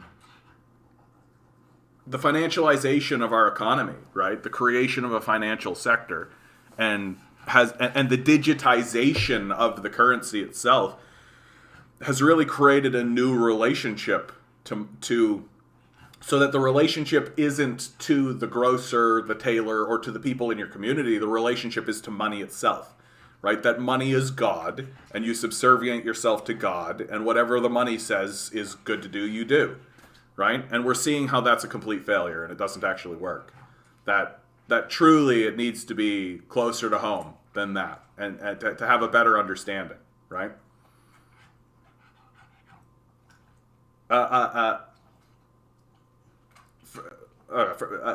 Blockchain is the new ledger. I mean, it makes sense on that, but who controls the blockchain, right? Who's able to actually interact with that? And trade is infinite, yeah, because trade is like, as long as there are people, there will always be trade, right? Well, an iPhone may not exist in a barter economy, which is why barter economy, like, there isn't actually an example of a barter economy, right? Like, barter economies, like, they've always just existed in a theoretical sense. Don't see the value of centralized authority and much rather abolish the state right off the bat, and the people themselves regulate on how to dictate their lives. The more decentralized the authority, the better. This is where I see the downfall of Marxist-Leninism, because they will enact another authoritarian government where the people's individual freedom are going to be suppressed. At the same time, I don't see why the state is going to be abolished. Here's why I don't think about this. What are the components of the state? There is a legislative branch, executive branch, judicial branch. What is the legislative? I mean, what you're describing, like, our system superimposed, and there's questions as to whether or not our system is actually working, right? Especially you can see in America, like, is the separate spheres of power actually working for the benefit of the populace? And Eric, frankly, I mean, straight up, if you abolished the state right off the bat, you're essentially saying to giant power structures, your enemies, right? You're essentially saying to your enemies, well, walk in and take over. Like, that's what you're saying. Like, it's a very, very practical thing that I'm saying here. I'm not saying that I'm against the idea of decentralizing the state. That's not what's being said. I'm not arguing that way. I'm very much saying that if you took over the country and abolished the state, then tomorrow your enemies will take over. Right? And it will be that quickly. Like, it's very much the case that you need a centralized authority. It's a necessity. It isn't a theoretical. It doesn't exist in the abstract. It's very much, you need a powerful centralized state to fight against your enemies. That's what you need. And every single time we have seen a society that has erected itself on decentralized principles, well, your enemies come in and sweep through and take over. They just do, right? It's an enormous problem and one that you have to confront directly. Like, you have to. And again, I want to be very clear. Like, I am not arguing from this position in an abstract or theoretical space. Because, and this is why it's so difficult and why it's so frustrating, is because I ostensibly agree in the theoretical and abstract space, right? When the anarchists come up and they say, this is what I think, we should decentralize the state, and that'll do this, and we should let people do this, and all this, and you go down the list, and they have their treaties, and they write their essays, and all this, and I'm reading all of it, I'm like, yeah, like, sounds great, bro. Like, I'm on board, let's go. Like, I agree. Unfortunately, there's one aspect of it in which it doesn't actually work, right? And it doesn't actually work because there are highly organized, centralized enemies that can come from an external system and just take us over, right? Like, they can do that, and they will do that. And there's nothing within this idea and theory that I, in the abstract, agree with that can actually defend itself from the reality of that. And when you actually start to ask that question of, oh, how do we then defend ourselves from external threats, right? And you start talking to the people who are actually espousing this stuff. Well, what's the garden path they start to walk down? Well, we should have a centralized state. Like, do I wish it wasn't the case? Certainly. Is it the case? Certainly. And this is why you can't just, like take the Chinese Communist Party, for example. You can't just have the Chinese Communist Party come on, abolish the state, and expect everything to work out. Because there are enemies, right? They have enemies, right? Like, the Opium Wars happened. Like, the Imperial Wars happened. Like, they have enemies. And those enemies are going to come and take over. And they'll take over quickly because you don't have a centralized state apparatus, right? And there's nothing to prevent it from happening, right? So you're just constantly and perpetually in this state of internal turmoil constantly because you have no centralized state who can organize things quickly in order to defend itself externally. Like, if the Chinese literally stood up after the Communist Party took over and said the state is abolished, the next day the Americans would walk in. It would be very, very quick. It would not, and it would be something of a dust up, honestly. Like, it's just the truth, right? And this is why the Marxist-Leninist position is that you start with a strong centralized state, and then steadily over time you can release things. You can say, like, okay, like, the state doesn't need to be involved in this any longer, or this doesn't need to be part of the society any longer. And you can this is Trotsky's idea of the withering away of the state, where eventually you erect social systems to such a degree that they're not really being run by the state, but instead they're being controlled directly by the people. That's the theory behind it. That's the idea behind it. And boy, do I wish we didn't have, like, a crazy imperial empire in the form of the United States walking around. It's making things a lot more difficult, right? It's making the transition a lot more difficult than it needs to be. And I suspect that that's not going to stop anytime soon. And again, Eric, I mean, I take your points, right? Like, I take your points. Like, it's just, unfortunately, we have, like, true enemies who will take advantage of our weaknesses. Yeah, and Mock, let's say 14 world superpowers invade a country much weaker than them after you achieve your anarchist revolution. What would you do, right? Reverend Ed Trevors had a pretty good critique of landlords after Dave Ramsey had his dumb not my fault tenants can't afford market rates take. Like, why would you ever defend a landlord? Like, I don't even get it. Like, even if I was a landlord, defending the landlord class is like, you're getting money for basically nothing. Like, what's your problem? Be part of the worldly government because it will, which is why the Bible says you can't serve men and serve God. I mean, I think the exact quote is that you can't serve mammon, right? So you can't serve money and serve God. Like, I don't view God as an abstract thing. I think God is the energy that is in everything and is all things, right? Like, we are ostensibly made by God, and God is us. Like, we are it and it is us. And we can't separate ourselves from it.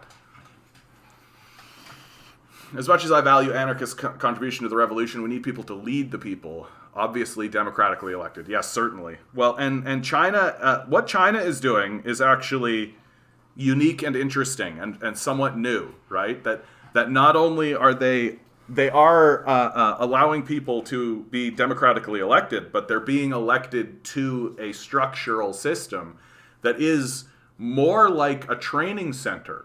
Right? It writes the laws and it passes laws and it does all that kind of stuff, but it's also training people, right? That's what makes it different. That the Soviet system existed as a series of democracies and a series of councils, but it was never actively training people, right? Whereas that's what makes the Chinese system and the National People's Congress much different. That it's actively training governors and it's actively training officials and bureaucrats to not just do a job, but to also exist within like a philosophical state. And will that be successful? Only time will tell. But it's unique and it's interesting and it's different. And that's and it's that structure, right? That that I think is giving China the clout that it needs to compete on the world stage. But most importantly, and this is the most important point, it's allowing China to pass the baton of socialism forward through the generations, right? Because you can have like a spiking moment where you have like true believers in communist causes, but if they're not able to actually pass the baton to the next generation, then it's not actually going to work in the long term. That it is going to fall back, and that the enemies of communism will overwhelm and take the society back over. You saw that in the Soviet Union. Like the Soviet Union is the Soviet Union is the case. Like it is the thing. Basically, what you said: Christians aren't supposed to worship money. Any business must balance financial interests with social interests under Christian theology. That's what makes it so difficult to be a Christian in a capitalist structure, right? Because a person under this system operating in the Christian ethos has to choose between being a good capitalist, being a good Christian, and being a good person, right? And you can pick two. You can't be all three. There's no combination, there's no reality that lets you be all three. And so you got to pick which one you want to be, right? So if you're a good person and a good Christian, well, it makes you a bad capitalist, so it means you're probably poor and suppressed, right? And if you're a good person and you're a good capitalist, well, you're probably a greedy, unrepentant kind of psychopath, so you can't be a good Christian. And if you're a good Christian and a good capitalist, well, it means you're someone like Jerry Falwell, right? So you can't be a good person. Like, you gotta pick your battle there. And that's why the Marxist-Leninist position is that there is central antagonisms, right? Like that there are antagonizing forces built into the structure of our society, and that's one of them. That's a big one. What do you want? What do you want? My dog is right here begging me. I don't know if you can hear him, but he's been like panting loudly and whining at me. He wants love and attention. Don't we all? Don't we all on this Valentine's Day, right? On this beautiful Valentine's Day. Ugh. NATO would be on us so fast, yet they aren't enemies, they are our allies. Yeah, exactly, right? Like something like NATO would exactly take over, and they're not even technically enemies, right? Like they would be saying that they would be doing it defensively, right? Back to the truckers. Can they lose? The truckers have already won. Like on a personal one-to-one basis, a lot of those truckers are going to lose their careers. They're going to face personal hardship because of what they've done. But the anti-mandate movement has been successful. Like the mandates are being lifted. The populace has swung in that direction, right? There's something of an inevitability now baked into the idea that we are going to reopen. The support systems have gone away now, right? It seems as though the Great Resignation has sort of planed out a little bit. But like we're going to absolutely, so the mandate movement, as much as the people of Canada have kind of shaken their fists at it and been like, no, we don't support this, it's been completely effective, right? So, can the truckers lose? No, they've already won. Like, they got everything they wanted. Like, the only cost that will be paid is by certain individuals within the protest, right? That there will be people who are arrested, there will be people who have their insurance revoked, there will be people who pay that kind of cost, and they'll become martyrs to the cause, right? So sure, there's like loss, but there's also gain elsewhere, right? And it really just shows us that like this is the right path. That I'm not crazy. Like, I'm not sitting here as a Looney Tunes guy being like, we should surround the halls of power. Well, here's a group that did exactly what I said that should be done. Surround the halls of power, shut down major infrastructure, and it's completely worked, right? They got everything they wanted. It's like the manifesto said, cheap products are the weapon with which capitalism overwhelms all other power structure and replaces even the gods. Valentine's never meant much to me. Always felt like another corporate day to sell chocolates. Yeah, exactly. That's all it is. You just want to sell as much as you can, right? So make up as much bullshit as you can. Good to see you, Branwyn. Good to see you. On a personal note, this is this the first Valentine's that I've been alone? I was in a relationship for 10 years before my ex came to the realization that she's actually a lesbian, and so we broke up. She's still my best friend, of course, but we don't live together anymore, and it makes I hate this moment in our society. It's basically just saying to all single people, haha, you suck. Like, that's essentially what it comes down to. And it's just like, I could do without it. Honestly, I could do without it. RCMP arrest anti-mandate protesters at blockaded BC border crossing, right? So you're seeing these sorts of things are starting to happen. But, like, my perspective of it is, like, the Occupy movement got cleared out, right? Like, it is this is the end of all protest movements, right? All protest movements eventually do just get cleared out by police. That's the way it actually works. And if the protest movement cannot be or doesn't get cleared out by police, it isn't because they don't want to. It's because the populace has overwhelmed those systems, right? That's what the capitalist class is the most afraid of at this moment, right? That they're not actually that's the reason why they're funding police forces so much, because they're afraid that the populace will simply overwhelm those systems, and so they want to be ready for it. And they've been preparing. They've been preparing all along.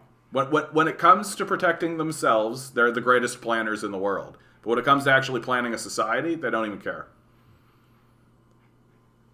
I agree that until imperialism is abolished, we're always going to face this deadly threat, which is why I believe that in order for socialism to truly exceed, you need to abolish capitalism in the West, and then socialism can flourish. I mean, easier said than done, of course. But let's say I concede that we need a centralized state for the sake of argument. I still highly disagree that we can only have one party state and everything that goes beyond that party state is being abolished. I mean, but nobody has a one party state. That, like, even the Chinese political system isn't a one party state. That there's a huge amount of independence in the National People's Congress, and there's multiple parties within the National People's Congress. Like, nobody is arguing for a one-party state. Even the Soviet system could not really be described as a one-party state. There were lots of different factions and lots of different organizations. It's just the West has a pretty profound misunderstanding of how the Soviet system was actually structured and how the communist system is, the Chinese system is structured, right? Like, we don't really actually understand these systems because we only understand democracy from a Western parliamentarian system. That's the only way that we actually understand these systems. And we've made the mistake and the error of believing that what we are doing is the only way democracy can be done. It's because they are using children as shields in these occupied areas. Crazy, Amanda. That's a crazy step. But there are children there. For sure there are. Do you think that that's a byproduct, or do you think that that's an active strategy? Like, to actually have children at these protests to use as sort of a buffer or as a way to discourage these sorts of things. You still can't completely suppress all free speech or individualistic value. There still needs to have opposition voice in some way. I really enjoy the parliamentary system. I mean, the trouble with our parliamentary system, Eric, is that when the opposition takes power, it often sweeps away all that's being done, when the goal should be a passing of the baton, right? That when power gets shifted from one person to another, it should be more like, this is what we've done, these are the plans that we've made, we're passing the baton over to you, and you shall continue along that kind of trajectory. And if you want to alter the trajectory of that, then feel free to do that. But that's not what happens in a parliamentary system. Very much is like, here we are doing stuff, and then the new government comes in and sweeps all that away, right? And that's really what's hurting us the most, is this idea that we have these opposition parties who literally destroy each other's work. Like that's what's holding us back more than anything else, in my view. Like, when the Chinese pass the baton from one person to another, it's very much with this idea of like, this is what we've been doing, here you go, and the other guy picks it up and says, very well, I shall continue with the plan. And if there's a desire to change the plan, that's done very carefully within the idea of the 5-year economic plan, right? And so this leads you into a position where it's like, it is actually better to continue enacting a plan that you disagree with than it is to destroy plans based on the ideological position that you don't agree with them, right? Because at least if you continue forward, you have something, right? Whereas if and this is all based on just disagreement, right? Do you think that large-scale protest organized in a guerrilla warfare fashion would be highly effective, rather than protest long enough to be cleared up by priests, protest for 3 days, disband for a week, protest for 4 days, disband, sustain repeated attacks for months? I mean, I think that what you're describing would be much harder on the people protesting. I think it would be much more psychologically difficult. And why are you arguing in favor of that? Like, why do you believe that this would actually be successful? I think is what I would come to. That, like, I just think that would be asking an awful lot of your protesters. I think it there's a lot of burnout that I think could come from that. I think organizationally it's a bit of a nightmare. Protest movements, like, it's difficult to ask citizens to be militant. Like, it really is. Like, it's enough to say to them, like, hey, can you show up on this day? Like, that's enough of a hardship. So asking them to be able to organize to, like, bounce in and then bounce out and then go over here and then be agile and move and all of that, like, that's, you're talking about something of a, like, of a public militia at that point. And I'm not saying that we shouldn't have that kind of a thing go on, but I just think it's that kind of organization it can be exhausting for a populace, right? And are you actually gaining anything with that strategy? Does this strategy do what you think it should do? Because it's going to be quite costly. It's going to be quite taxing. One-party systems help shift the focus to individual policy proposals instead of team sport. Yeah, there's that.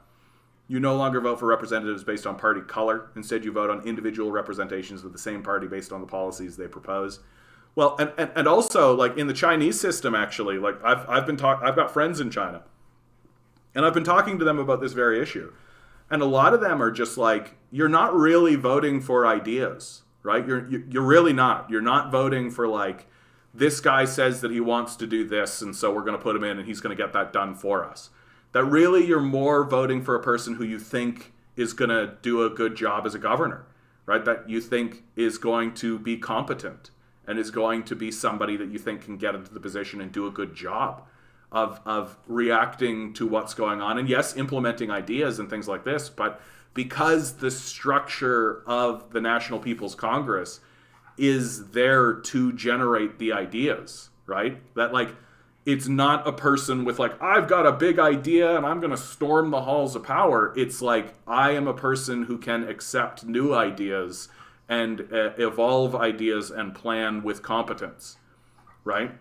So there's no expectation that this person is the idea generator, right? It's just this person is competent enough to know what a good idea looks like when they see it, you know, which seems like a fine flip, but it seems completely accurate. That like the system itself wants to generate good ideas and wants to respond. And really it's the populace itself that comes out with the ideas, and that the political apparatus exists to accept those ideas and then implement them, right? So it's not so much the populace being like, new idea, as it is the populace being like, this guy will listen to our ideas, right? If that makes sense. Oh, I know, buddy. I know. You're whining like a little baby because I'm not talking to you and I'm not paying attention to you. And oh no, you're out of peanut butter. Oh, there's a little peanut butter left in here, buddy. You want to go get it? Go get it, buddy. Go get it. Little peanut butter break there. Yeah, so party representatives are installed to guide long-term progress, then implement specific policies. Interesting. And even bigger than that, Loaf, party representatives are installed to be trained, right? That people understand that, oh, we are electing so-and-so. Well, their development will be interesting to track, right? That you're not electing someone into the National People's Congress and expecting them to be like the king of China in a day, right? There's literally no way that happens. In fact, when someone is put into the National People's Congress as like a first term person, they're given very little responsibility, as the expectation is, because they're being trained, right? That there's a procedure and there's a process and there's an ascension. That you start by being like, okay, we're going to give you like literally a township of 400 people. Are you going to fuck this up?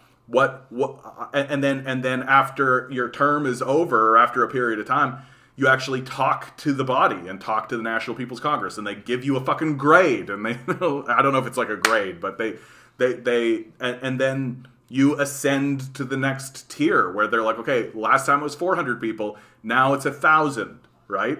And then the next time it's 2,000, and the next time, and before you know it, up the chart you go until finally they're like, we think you can be the president of this place.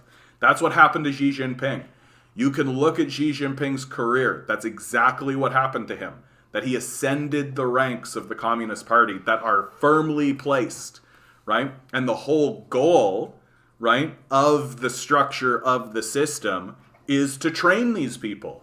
And the people within China understand that that's the case. And so when you're looking at the people you are electing, you're not looking at them as like, go in and idea bust and do something good for the populace or any of this kind of stuff. You're literally looking at them as like, oh, we're putting you in a position to develop and to grow and to become a governor, right? That it's like you're electing someone to join an educational facility, right? That is steadily training people to become governors, right? And you believe that you are electing somebody who is going to be the most competent at that, right? At being trained to be a governor, and that you expect that the system itself is not necessarily going to generate the ideas, but is going to respond to the ideas that come out of the populace. Like, that's more the expectation. Like, Westerners have a very difficult time understanding what's happening in China because it's very new what they're doing. It's unique what it's doing. And it's not our system, right? And because it's not a dictatorship, it's not a Western parliamentary democracy, because it's not a monarchy, right? People really struggle with what this system actually is and what it actually looks like. And so they really struggle to critique it. Like, as early as 10 years ago, people were still saying that the leaders of China were dictators, right? Like, serious people in high-level positions were saying that the leader of China was a dictator, right? And it literally took people like Michael Bloomberg in interviews being like, China's not a dictatorship. Like, and the journalists, when he would say this to him, would be like, really? What? That would be their response to him. And he'd just very kindly be like, no, of course it's not. Like, they have to respond to their constituents. There's elections. Like, and so we don't know anything about the system.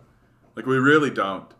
And given the successes that they have had, and there are successes, and like, I'll get into conversations with people about the nature of China, and they'll be like, there's a big housing bubble that's about to pop. And I'm just like, yeah, so what? Like, let's say the housing bubble even exists, first of all, but let's say it pops and it causes a huge capitalist crisis. So it's not a capitalist society, right? The Chinese government is going to make sure that everybody has house, that everybody has shelter and food and all that. Going to make sure that that crisis is dealt with. And who are the people who are going to deal with it, are going to be on the butt end of it? The capitalists, right? Why? Because China's not a capitalist society. That capital hasn't overwhelmed the halls of power, right? And people sort of expect that it has. People expect that capital has overwhelmed the halls of power in China when it hasn't.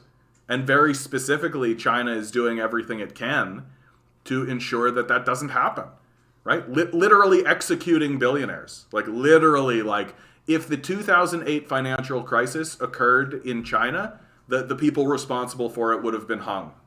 Like, that's what would have happened in China. And I got to tell you, looks good to me. This is my last point. I will let it go. We can simply agree to disagree. Yeah, that's what I like about you, Eric, man. I like these disagreements that we have with one another, because I know that you're not over there fuming and trying to tell me that I'm a shithead and using declarative statements like you're a simp for Xi or any of this kind of stuff, right? Like, you've got your perspective, and I value that perspective, and I've got mine, and we can agree to disagree. And that's what I like about you, Eric. And I appreciate this. I appreciate this kind of communication, you know? And I mean, and I'm growing, you're growing, and maybe who knows? Maybe we'll collide at one point and realize that we were actually agreeing all along. That's always fun when that happens. We are nowhere near to reconstructing a new political structure, absolutely. So to me, it's just a minor point, but rather just work together and move forward. The reason we are moving backward instead of forward is because of the Liberal Party, Conservative Party are completely dominated by capital. We can completely agree on that. Capital controls the government rather than government controls the capital. Yeah, which is exactly what I was talking about just in the Chinese context, which is the mean difference between China's system and the Western system. This means that we can get capital out of politics, then we can have a radically different system. And the trouble is, how do you get capital out of politics when the system that we operate under is specifically designed to allow capital in politics? Like, that to me is the biggest trouble and the biggest thing that we don't really want to accept as Westerners, that our systems were designed specifically to empower capital. Like, in the American system, it's obliquely stated, like, it's completely stated. Is obliquely might not be the right word to use there, but it's expressly stated, right, to keep power within the wealth of the nation. That's the line. It's explicitly stated. So to say in the American context we need to get money out of the system, you are fundamentally saying that we need a new system. Like, you can't reform a system that was designed to do a job if you want it to stop doing that job, because it was explicitly designed to make sure that the people who had power in the society were rich people. And it's designed for it. It's what it does. And this, again, is another reason why I say we need to surround the halls of power and we need to redraw our Constitution. Because our Constitution was designed by slaveholders to maintain the system of slavery.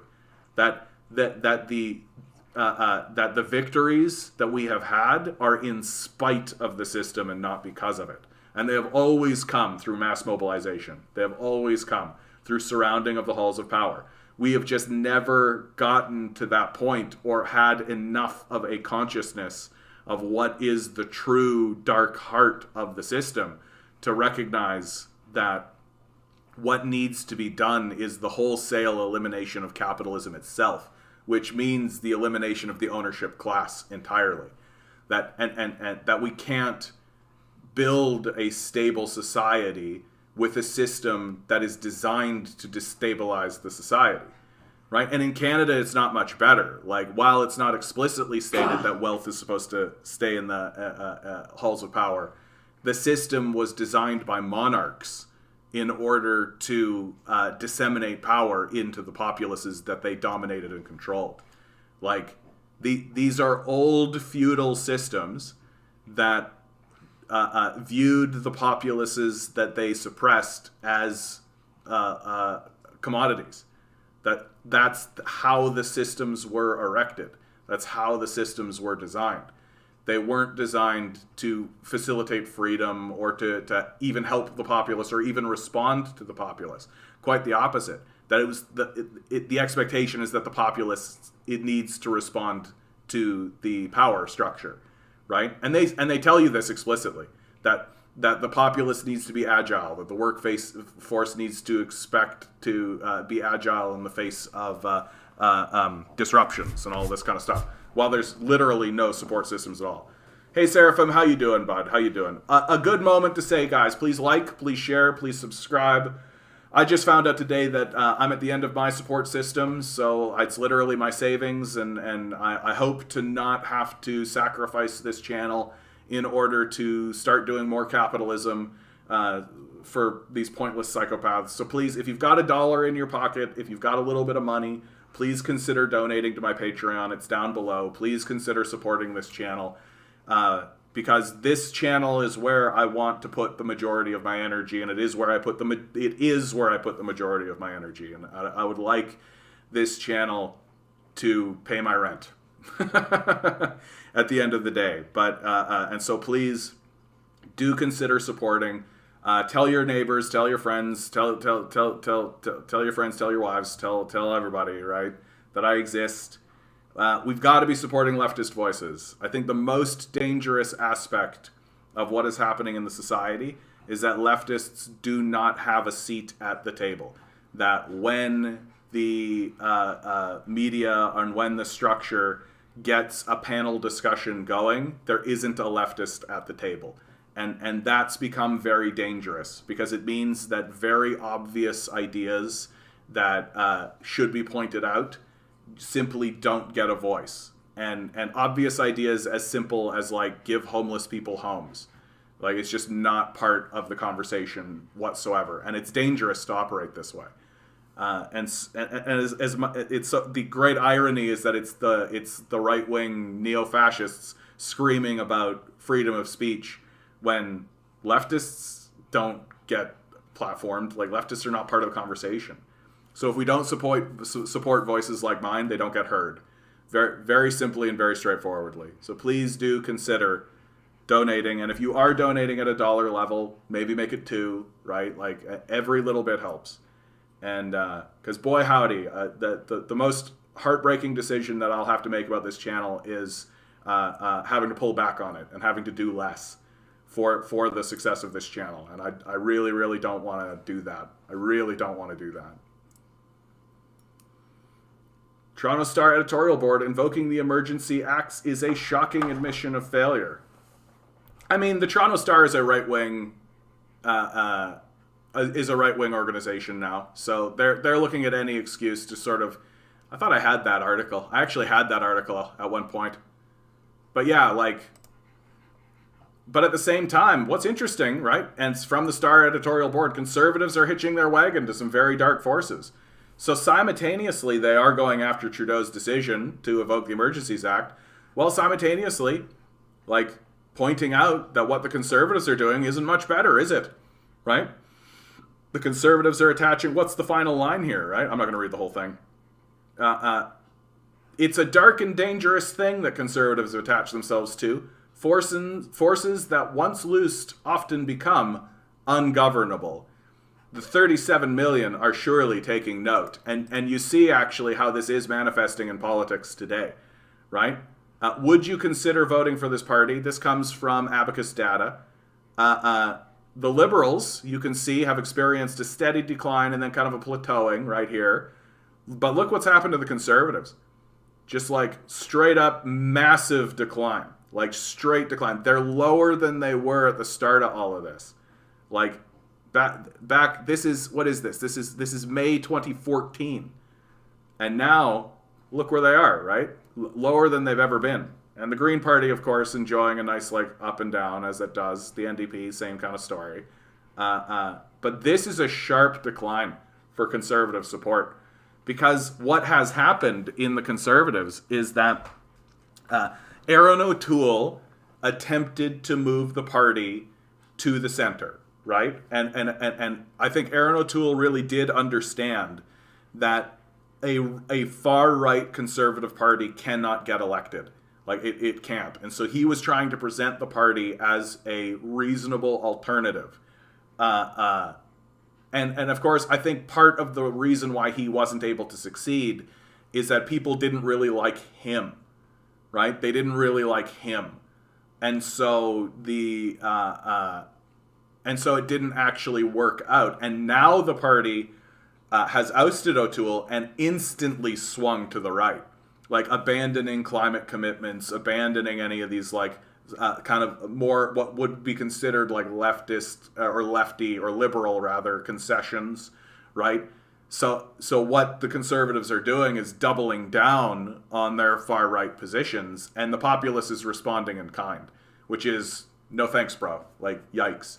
Like, the populace is more or less to the center, right? Like, and that's generally the truth, that people do not, for the most part, like Canadians on social issues are more to the left, on diversity issues and all of that kind of stuff are more to the left, and even on economic issues are actually more to the left, right? Something like the CERB was very popular, right? And if the Liberals weren't explicitly taken over by capital, they probably would have maintained that system. Like the CERB was the reason our economy didn't collapse. And yet now we've dismantled it and we're just telling people, oh yeah, off you go, good luck, right? Sell yourself to the billionaire death cult. I'm sure that'll keep working, right? I'm on the center left. How you doing, Mark? Good to see you, bud. Center left libertarian, and I can't stand Aaron O'Toole. Yeah, I mean, my thing with Aaron O'Toole is that he was always just kind of disingenuous. Like, I never believed him. Like, it seemed very Machiavellian, just power ploy. I didn't really believe his positions. Meanwhile, the 14.5 million Ontarians have an election in 3.5 months. I wonder how this will affect Ford, Horvath, and Del Duca. Yeah, I really do think it'll just come down to the campaign. I suspect Horvath is going to come out, like, from everything I've been hearing, Horvath is going to run an extremely weak campaign. She's going to lose, right? So the question is how badly is she going to lose? Is she going to be, like, unseated as the leader of the opposition by Del Duca? Is it going to be a conservative minority? Like, where are the chips going to fall? But if Horvath runs the campaign that I think she's going to run, which is extraordinarily tepid, not actually rising to the moment, she's going to get well outflanked by Del Duca, who has already said things like he's going to support the basic income, a return of the basic income pilot project, who's already saying, like, far more strong, like, already coming out far stronger on many policy decisions. Whereas Horvath is literally like I straight up think she's going to campaign on increasing the minimum wage to $20 by 2026 and 3 extra sick days. Like, this is what she is actually going to campaign on. And it's embarrassing. Like, it's so weak. It's so weak that I don't know why anybody would get like, oh, yay, I'll be able to pay my rent in 4 years. Like, who gives a shit at all? Like, she's just not rising to the moment. The Ontario election will really be reflective about the next general, I think. Maybe, maybe not. Yeah, I mean, it sort of depends, right? Like, the people who are supporting Doug Ford, there's a lot of people who support Doug Ford, and they don't really see him as a conservative, right? That it's just Dougie. He's just a good old boy, right? Like he's really cultivated his own brand. And the Doug Ford brand isn't necessarily the conservative brand, right? He's done a very good job building his own name, right? That with Doug Ford, you know what you get. Ford is Ford and all. He's just a good old boy, right? He's a sheriff that shoots from the hips, right? Like he's going to answer your call and he's going to show up with a crew to fill that pothole and all that kind of stuff, right? Like it's who Doug Ford is. It's how he's built his success. And that's not necessarily going to translate into federal politics, you know? Because someone like Poilievre, for example, well, he's a different person. He's not Doug Ford. Like and you can tell that that's the case given how the federal conservatives have been treating Doug Ford, right? That what Doug Ford is doing is working for Doug Ford and working for his community, right? But it's not going to work on the national stage, right? Because people don't have that same kind of relationship with Ford. Like the people of British Columbia and the East Coast and Quebec, like none of these people are going to look at Doug Ford and be like, woohoo. And so that's why conservatives try to really downplay their relationship to Doug Ford, because they know that what Doug Ford is doing is working for Doug Ford. It's not going to work for them. And I mean, especially as the party swings even further to the right. You were totally correct, because I was just watching a debate today with a bunch of centrists and a couple of right-wingers where there wasn't a single leftist. Yeah, they even had a guy who has a YouTube channel, Conspiracy Castle. Yeah, anything, like, do not talk to the left. Don't let people actually come forward with real solutions, right? Because if you actually bring a leftist to the conversation, they're going to come forward with actual solutions, and they know that all that will be said to them is, won't this cause problems for capitalists? To which we'll respond with, yeah, that's fine, right? These guys haven't been doing the bang-up job that we pretend like they have been. Yeah, the whole debate they were having was, should U.S. put boots in Ukraine? They've already put boots in Ukraine. What are you talking about? The most leftist voice on this panel, which was Adam something, is not a leftist, flat out stated that Russian imperialism is worse than Ukraine. Yeah, I mean, like, because, yeah, Russian imperialism, like, like, Russia doesn't have military bases all across the planet. Like, Adam something doesn't know what imperialism is, right? Like, which is crucial. It's crucial that we actually pretend as though Russia is imperialist in the first place, just like China, right? Just call these places imperialist, have no clear definition about what is imperialism, right? Like, meanwhile, the United States has military bases all across the world, right? Like, for fuck's sake, like, and it's easy to find. Map of U.S. military bases around the world. Like, it's really not difficult to find this shit. Like, you just have to, like, understand it. And, like, so here's a bunch of military bases all around the world. What, you think Russia and China have military bases all around the world? Right, you think that these military, and like, take a look at this one here, right? Like this base right here. Look at how huge this is, right? That's 100 bases in this region. Well, where's Ukraine? Right fucking there. Like, where's all the Russian military bases? You're calling Russia and China empires, right? You're calling them imperialist, and that their imperialism is just as bad. Well, where's all their fucking military bases then? Because that's what makes a fucking empire an empire. That's what makes something imperial, is their military expansionism throughout the globe, right? The Roman Empire was an empire because it had a fucking 100,000 military bases all over the place. And it had structured itself to be that way, right? Like, you didn't call the British Empire an empire until it had colonies all over the place and military bases all over the place. But for some reason, we're supposed to actually take credit, like, treat it with any credibility whatsoever that Russia is imperialist. Like, what? What are you even talking about? How? By what definition? Like, they just say it. They're just like, oh yeah, Russia, it's an empire, it's an imperialist empire. Yep. Mm-hmm. And of course, the American empire is not an empire at all, right? That's just capital. It's just natural capitalism, right? Like, you see how disingenuous these people are. And because there's nobody at the table being like, what the fuck are you even talking about? It's become dangerous, right? Because they've created an echo chamber that no one is allowed to pierce.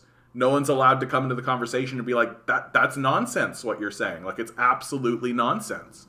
And because the reality is, if capitalism is confronted by reality, it dies, right? That when dogma is confronted by reality, it dies. And those who attempt to push forward the dogma in place of reality go with the dogma, right? And that's well understood. Like, that's well understood. That's why you can't actually bring into the conversation, like, what the fuck are you even talking about? And so these conversations become incestuous and frankly stupid, right? So Adam Something is basically as stupid as it gets, because he presents himself really well, but he's essentially illiterate. Like, I think I've seen one thing he did, and the whole time I was just like, oh yeah, dude, like, you're very shiny and polished, but you're pretty dumb. Like, he's the kind of guy that would say, like, yeah, Ukraine should join NATO, and they're allowed to do that, and that's just a defensive organization, right? NATO is just there for defensive wars, you guys. That's what it's for. It's just defensive organization, right? If you believe that, you're like the most naive person in the conversation. The only guy who opposed putting boots in Ukraine was a black libertarian who went on and on about morality and taught things like suffrage as being immoral and coercive, and the conspiracy guy. Yeah, like, this is what capitalism is going to do, right? And I've seen it. It's beginning to do it already, is that because it can't actually have legitimate conversations with intelligent, well-researched people, it's going to devolve into nonsense speak. You can see that with Jordan Peterson, right? That Jordan Peterson is devolving into just nonsense speak, right? Like, watch his interview with Joe Rogan. His whole interview is just a series of nonsense arguments that literally get dismissed by the experts, but the cultural impact is there, right? And so capitalism, as it can no longer have credible conversations with people. And they know they can't have credible conversations with people. Anytime they attempt to have a conversation with anybody with any credibility, they get thoroughly shellacked and defeated because their position is hallucinatory. It's like complete fantasy that's easy to puncture and easy to push over. And so what are they doing? They're just devolving into nonsense speak, right? And just make it so that everything is nonsense, make it so it's completely absurd, right? Which is only facilitating the ushering in of like a Dadaist period, where like people like Jordan Peterson become parodies of themselves, right? People like Ben Shapiro become parodies of themselves because they can't actually have meaningful conversations anymore. They just become nonsense, right? And the people who go along with them join in the nonsense. Did everyone see that Jackson Hinkle isn't calling him a communist anymore? Jackson Hinkle is an opportunist. That's all he is. That's all he ever was, right? That he was calling himself like a communist, like American patriot. So he's one of these Nazbol guys, right? And the Nazbol guys, the only reason they're doing that is because they're playing the whole field, right? They're just casting a wide net. And the reason why he doesn't call himself a communist anymore is because the communists have seen through him. They go, this guy isn't really a communist or a Marxist-Leninist or anything, right? He's just calling himself that so that maybe we'll listen to him. But when you listen to him, he's incoherent. Why? Because he's a Nazbol, right? And so he's abandoned the section. Of course, he's abandoned the section of people who don't take him seriously. And that means he's going to swing towards the right.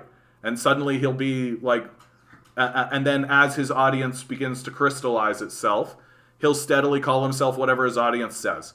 Because at the end of the day, Jackson Hinkle isn't interesting, right? Hinkle is a guy who's going to comment on me, right? I'm never going to like do a show about Jackson Hinkle because he's not interesting. He's like a shock jock, right? He's like Howard Stern, just like Vosh, right? These guys are just shock jocks that they comment on people like me. We're the newsmakers. We're the ones that are actually going to be pushing things forward. They're going to make comments on us, right? They're the ones that'll put up videos like Hedges schools Kalinsky, right? Like they're the entertainment news branch of this, but they're not actually like meaningfully impacting anything in any way that changes anything, right? And Hinkle has just realized that the communists were never taking him seriously. He wasn't gaining any viewership from communists. But his wide net strategy has worked. So he's just picked up his fish and swung in their direction. As one does if your intention is to build a business instead of a movement. Yeah, imperialism is when bad guys in other countries, yeah. Look how close they put their country near our military bases. Yeah, exactly. Funny part, it was the conspiracy guy who kept bringing up the U.S. military, but they were just dismissed his arguments because he didn't know that Russia wasn't part of NATO. Yeah, dude, I would dismiss a guy too. Like, and this is part of the strategy of the cult, by the way, right? Bring on somebody who you present as the leftist, but who's obviously clueless, right? Like, it's what happened with Fox News and the anti-work movement, right? How did they really discredit the anti-work movement? Well, they just brought on one of the mods who is like a 22-year-old who wasn't able to really articulate or understand what was happening, right? It's a classic, well-trodden strategy, right? Like, bring on the person who claims to be a communist and have them say a bunch of absurd nonsense that no actual communist would actually say, right? Like, we're getting there. Like, we're getting to that point. Empires are defined by the extent of territory and people they control and dominate. The U.S. has been controlling large parts of Africa, Asia, Latin America, and the Middle East. I mean, yeah, you can see it, right? You can't have military bases in places that you don't dominate and control. Doing well went to three freedom protests in Edmonton and met two leftists who are anti-mandate but see the solutions of the radical right as abandonment. Yeah, looking forward to doing Greece on March 15th. I don't know what that is. Incidentally, a good opportunity to say we've got a protest going on March 17th if you're here in Toronto. March 17th, 11 a.m., Jarvis and Bloor. We're gonna shut down Bloor Street right at Jarvis for I believe it's 11 a.m. to 1:30 p.m. So right over their lunch hour. And I believe that's at the Rogers Center. So we're gonna cause them some problems.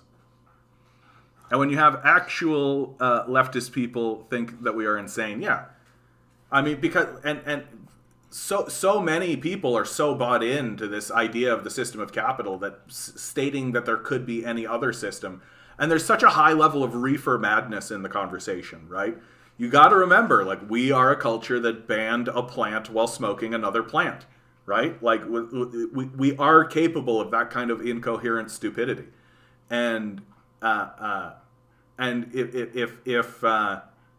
so when you start introducing any concept whatsoever, like, these guys can just go communism, and that's the end of the conversation as far as they're concerned, right? As far as they're concerned, the conversation just ends with the word communism.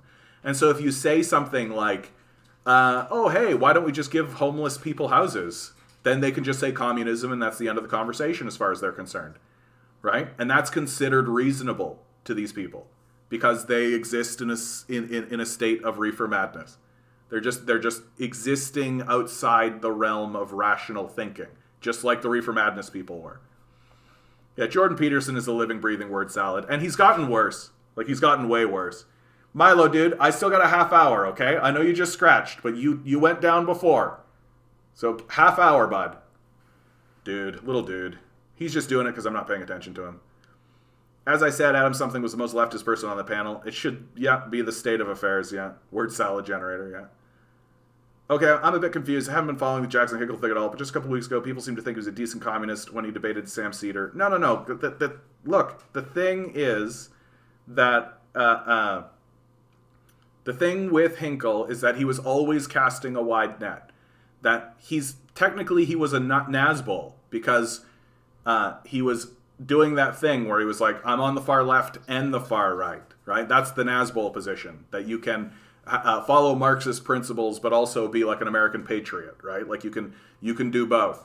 And he was only doing that so that he could have the widest cast net in order to get as many people on side as possible, and then figure out where his audience base actually is, and then gravitate towards that base, right? That's what he's done. And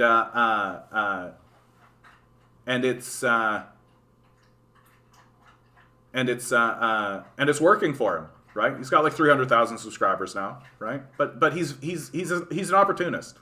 He's just another one of these Tim Pool types who's just going to go along with whatever his base wants him to go along with. Like, I think about, like, one of his fanboys was in here for a while, right? And she was all about him, and she was like defending him and like going on with kind of stuff, like he was her boyfriend or something like that. And she bailed from here once she realized I wasn't gonna go along with his game. I wasn't just gonna agree with her, right? And that's how he's building his fan base. That his fan base says something and he just agrees with them. And that's how you like have a self reinforcing system, right? Just agree with me. Just agree with me. Just agree with me. And so now he's moving away from the communist stuff because the communists have seen through him. Now we're just like, this guy's not legit. Like he doesn't actually care about communism. He's just casting a wide net. Oh, you're going to see Grease. Ah, that's fun, dude. Yeah, Grease line and Grease line and Grease line and your mother.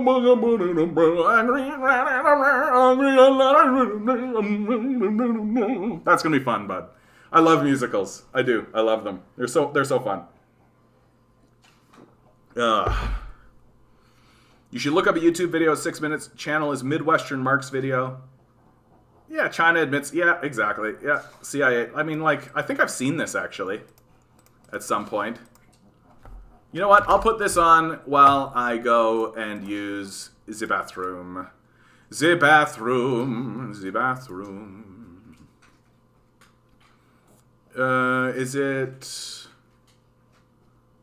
Oh wow, that's like a 5-hour one. I'm not finding it. How China is crushing the Uyghurs from The Economist.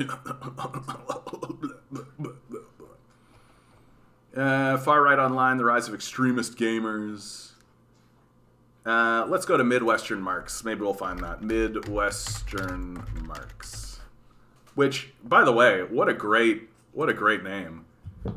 Hello everyone, I know this Eddie kid. Smith here from Midwestern Marks, hopping on to do a quick video because I think it's an important video. I love this kid, man. I love this kid. He has been removed from TikTok like 100 million times.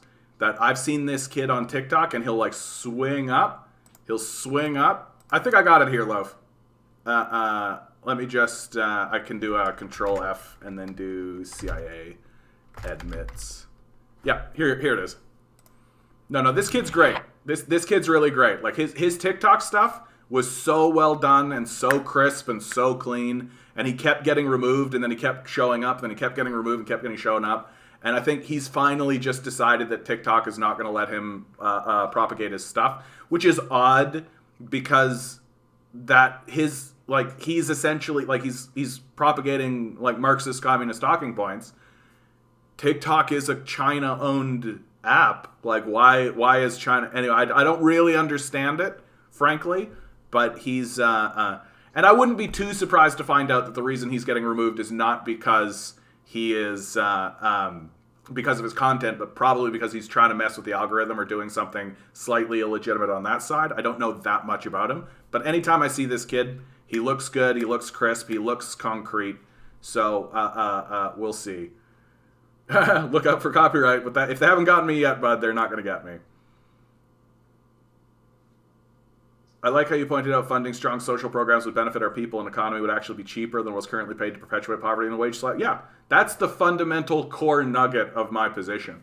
And it's the reason why these it's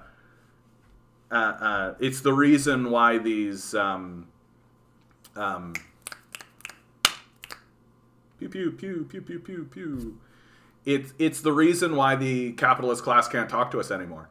Because we've actually, like, they started saying, how are you going to pay for that? And the response is, it's cheaper. Right? And they can't respond to it anymore. Like, the conversation's over. As far as their whole position is, well, what's the cheapest way to achieve this? And we're like, this is the cheapest way to do this. Like, it's the cheapest, it's the best, it works for everybody, it eliminates systems of poverty. The only reason to support our current system now is cruelty. That's all that's left. Right? And so their decision is now, just don't talk to these guys. Just don't talk to them. Don't have a communication. Don't bring them on shows. Don't like completely obliterate it because they know they can't win the conversation anymore. Just word salad nonsense, basically. TikTok doesn't let political content on. I don't know if that's true, though. I have people in my feed who are explicitly, like, and expressly political. So I don't know. Maybe TikTok is accommodating the local ideology, so allowing him to be censored. Yeah, again, I don't know. All I know is this kid went up on TikTok, got really big, got taken down, went back, got big again, got taken down again, and I think he's probably given up now. And so, in any case, every time I've seen this kid, I like him. So we're going to put this on. I'm going to use the bathroom. Broom.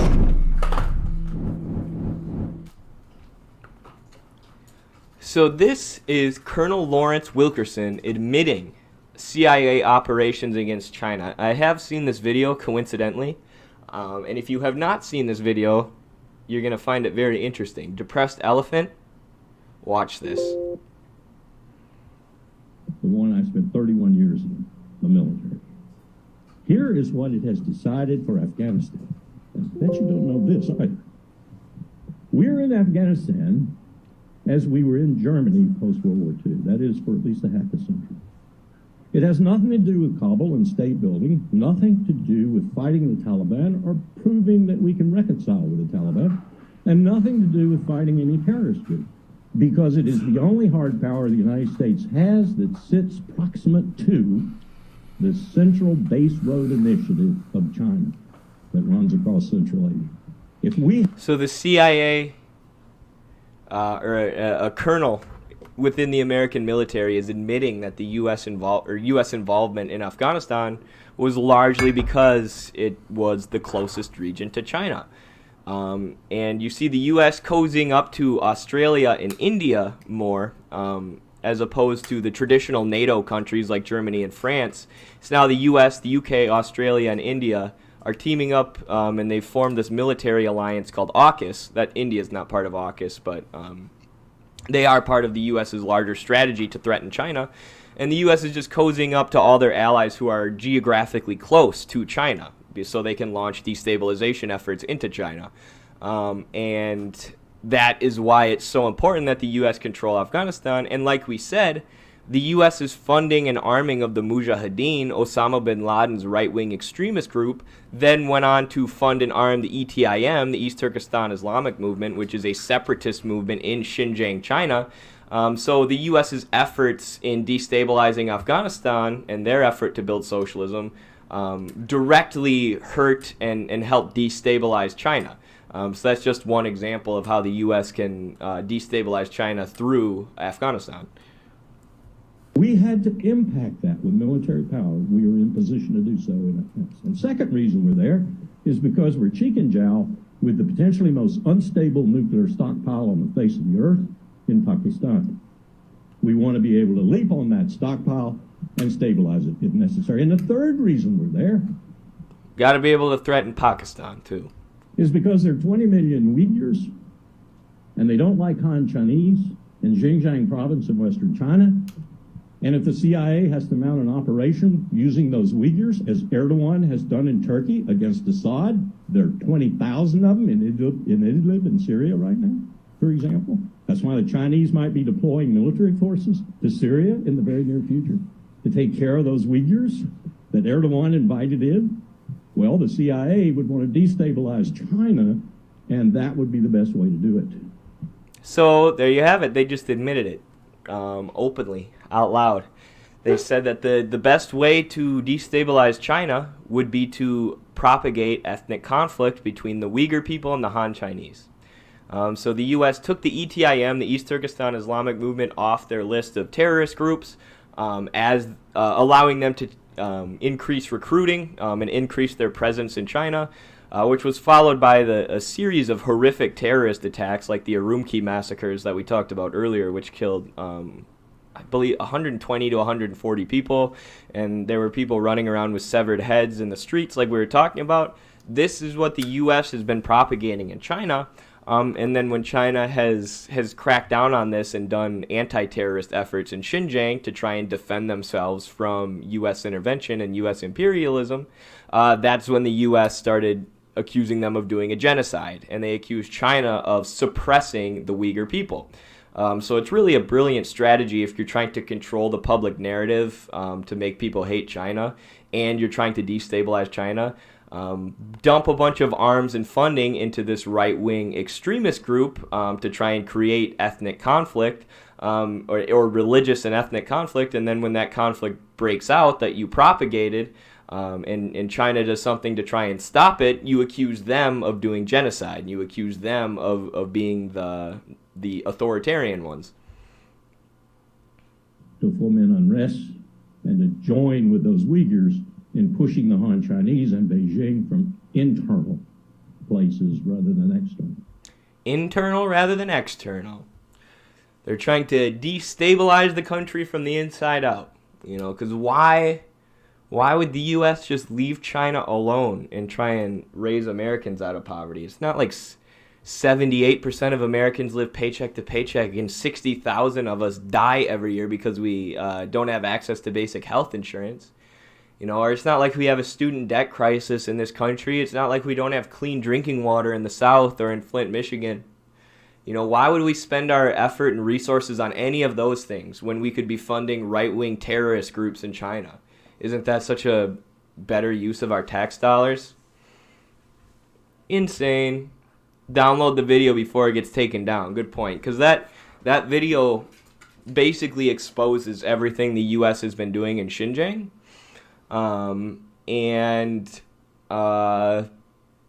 So that's why that video gets taken down, anytime it gets uploaded. The only thing I don't like about this kid is that he seems just as smart as me, but he's twice as handsome. Fuck you, Midwestern marks. How dare you both be intelligent, articulate, and handsome? Get fucked. That's right. Rivalry begins now. The most petty rivalry. The most petty rivalry. I recommend, dude, this kid, every time I've encountered him, right? Like I'm yet to see the takedown video of Midwestern marks that convinces me that this kid is not worth anything. And you can see he's 21,000 subscribers. Yeah. And he's a fighter, judging by his ears. Yeah. Yeah, you can tell he's an athlete. For sure he is. He's definitely got that on me too. That's what's so annoying about him too, is that if it came down to fisticuffs, I'm sure that he would defeat me. So I've got nothing. I think the only thing that I can defeat this kid on is beard. That's it, right? Beard, you can tell he's got kind of the wispy beard, right? If he let his beard grow in and have kind of the wispy quality, probably doesn't get much going on over here, right? And that's probably the only thing that I would be able to one-up this guy on, right? The whole time I'm talking to him, I should just be like, yeah, that's right. Yeah, what do you think about that?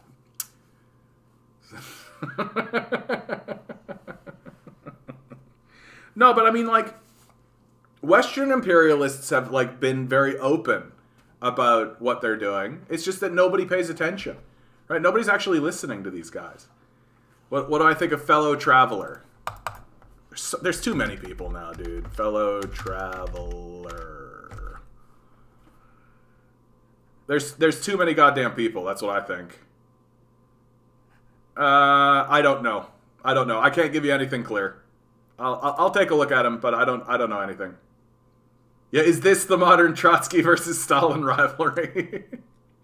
Exclusively beard based, right? People who can grow beards are over here. I just found him 3 days ago, watched a bunch of his contacts. Yeah, he's a wrestling coach. He's got that way about him. I'm not surprised to hear that. Debunking the labor shortage myth. Good content, good idea. Reacting to Kim Iverson interview on The Dive. I mean, stop paying attention to Jackson Hinkle. He's not that important. On the present Ukraine-Russia conflict. Something like this will be fairly defining for me. Hello, everyone. It's your friendly neighborhood fellow traveler here. Fucking again, another handsome guy. Fuck you. Stop being more handsome than me, you motherfuckers. Shit. I'll take a look at this guy, but come back around on me, Mucked, and I'll give you my opinion of him. If not tomorrow, then probably the next day. But honestly, given just a cursory look at his stuff, Like just a cursory look at what he's up to? Looks good to me. Leftism and masculinity. Oh, the reason why I'm atheist. Here you go. Right? Leftism versus liberalism. Why third worldism is correct. Ooh. Political violence. When is it justified? Reacting to secular talk. Oh, here we go. Exposing Jimmy Dore's anti-vaccine propaganda. I don't think it's wise for leftists to get into the vaccine conversation. I just don't. I think it's way too. I think it's way too personal. Like I think it's way too personal, right? And get in shape, John. For fuck's sake. Boo! I used to actually work out a lot. And I do yoga. I don't like lift. That's the thing. I don't do the lifting thing. And this COVID period has been a disaster for me, man. Going through like a major breakup, going through like a huge like existential thing. I do need to get back into it though. I do. And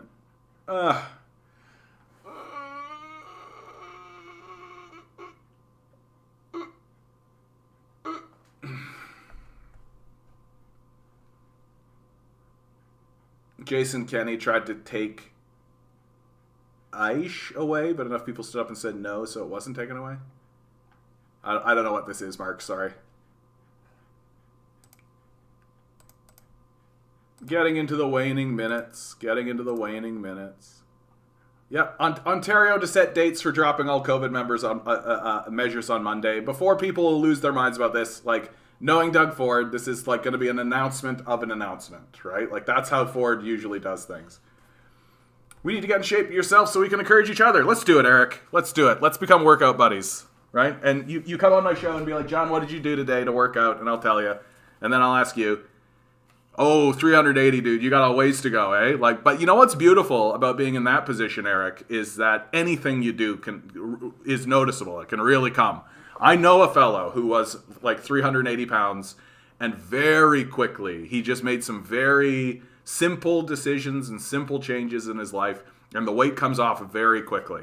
Like and so if we were to have a competition, like a weight loss competition, you'd kick my ass for sure. I'm sure of it.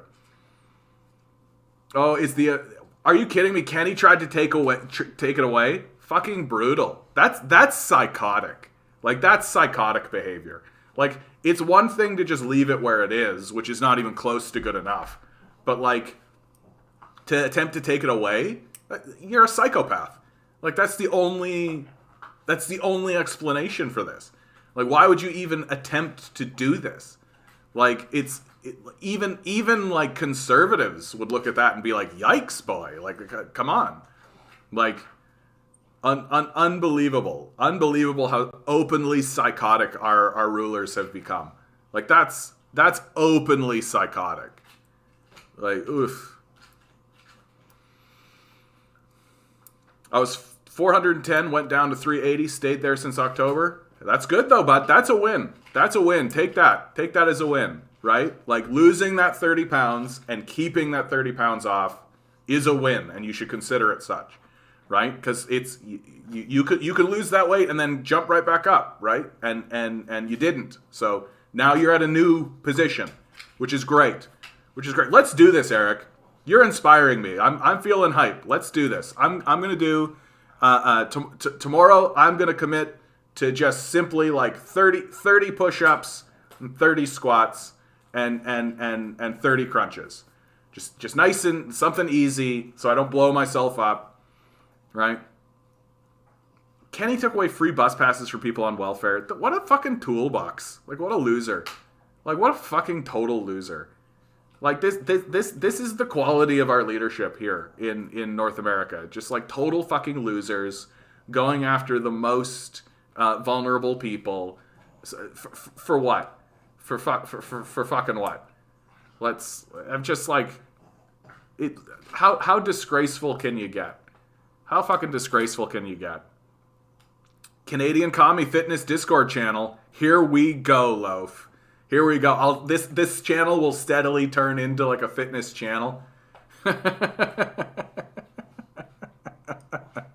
All of my workout implements will be like the hammer and the sickle. I'll be like, time to join the swoletariat.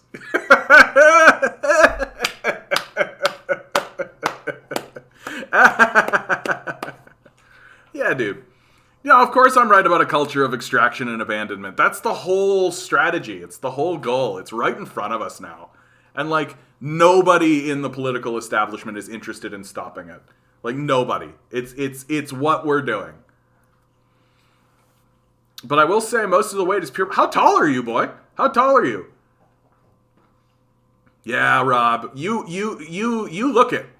Anytime I've seen you, Rob, I've been like, you're fit. Like you look like you could like are you a biker, Rob? Like do you bike about? You've got that look about you. That you look like you do some like cardio stuff.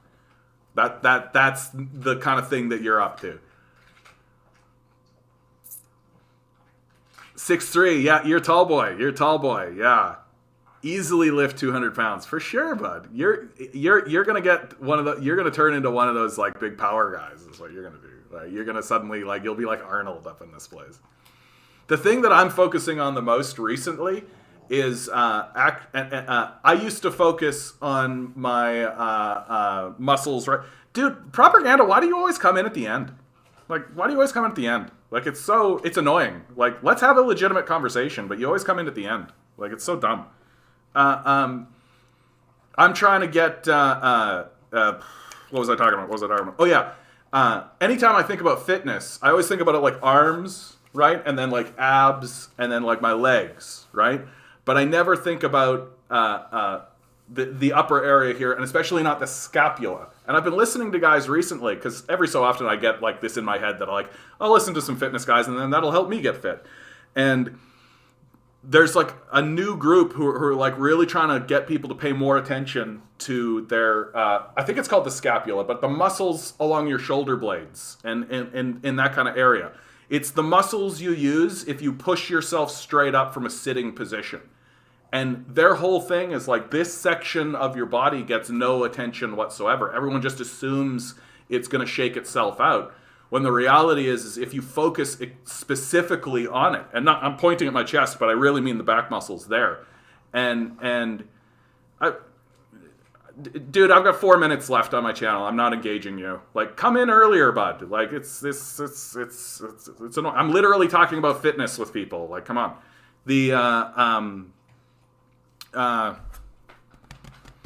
That like focusing on those muscles, and like these are the muscles that you'll see like on like when Arnold Schwarzenegger goes like this, it's these muscles here, right? Like the muscles right there. That should be more focused on. The swoletarian commie. Yeah, bud. Angry Diver. I don't think I've ever seen you here, bud. Good to see you. Canadian Bushido Master Spy. I'll just walk around with like samurai swords and shit. I try to do a 4-day cycle, and that seems right. That seems right. Day 1, upper body, 2, core, legs, rest. Yeah, and exactly. That's kind of what I was trying to do too, right? Spotted, you need to channel the chi energy. Yeah, for sure, dude. No, you're right. You're right, man. That's why I've got this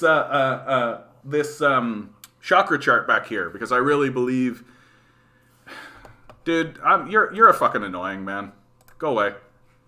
Like, I'm respectfully asking you to interact with me in a way. Please treat me with respect. Like, please. This is it for you, bud. If you come back and treat me this way, I'm just gonna ban you and be done with you. Like, I'm done with your dumb fucking childish nonsense. Like, come in earlier. Let's have a legitimate conversation. Like, treat me with respect.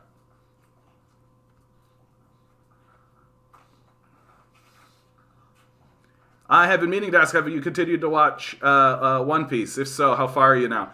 I just got, spoilers I guess, but I'll try not to. They just got away from Dragon Island. Yeah. So like they're just getting into the Grand Line now. and realizing that it's like it's got strange magnetic things, so they can't really navigate it, and that's where it's at. It's a great show, dude. What a great show! It's just a good time. Like, that's really all it is. It's like, is it like the most riveting, like, soul changing stuff I've ever seen? No, but like, it's fun. It's interesting. The world is interesting. The events are interesting. The character moments are really brilliant. I'm very curious to see where it goes, which I think is a big benefit. Like so many times I watch stories and I'm just like, so many times I watch stories and I'm just like, I know where this is gonna go. Like, I know where what's gonna happen next. This is what's gonna happen next, and that's what happens, right? Or if it can't be predicted, it's because the storytelling is just schizophrenic and unpredictable, and so therefore not interesting, right? You can't invest in it. But One Piece is like, I don't know where it's going to go, and every so often something happens that's like, oh wow, yeah, what an interesting wrinkle, what an interesting thing that's occurring. And Luffy as a character himself is very fascinating, and the character there. You can tell the characters aren't one-dimensional. They actually are growing, and they actually are changing. And someone like Luffy has actually got a lot of opportunity because his objective is... What a fucking loser.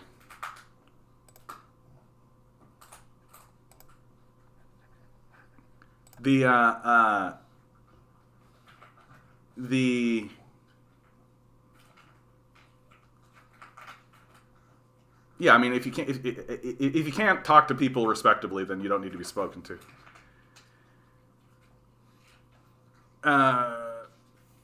Because I'm fucking talking about fucking One Piece here, man. Like, we're at the end of the show, and I'm trying to fucking talk about cartoons and, like, working out and shit. Come on, get fucked.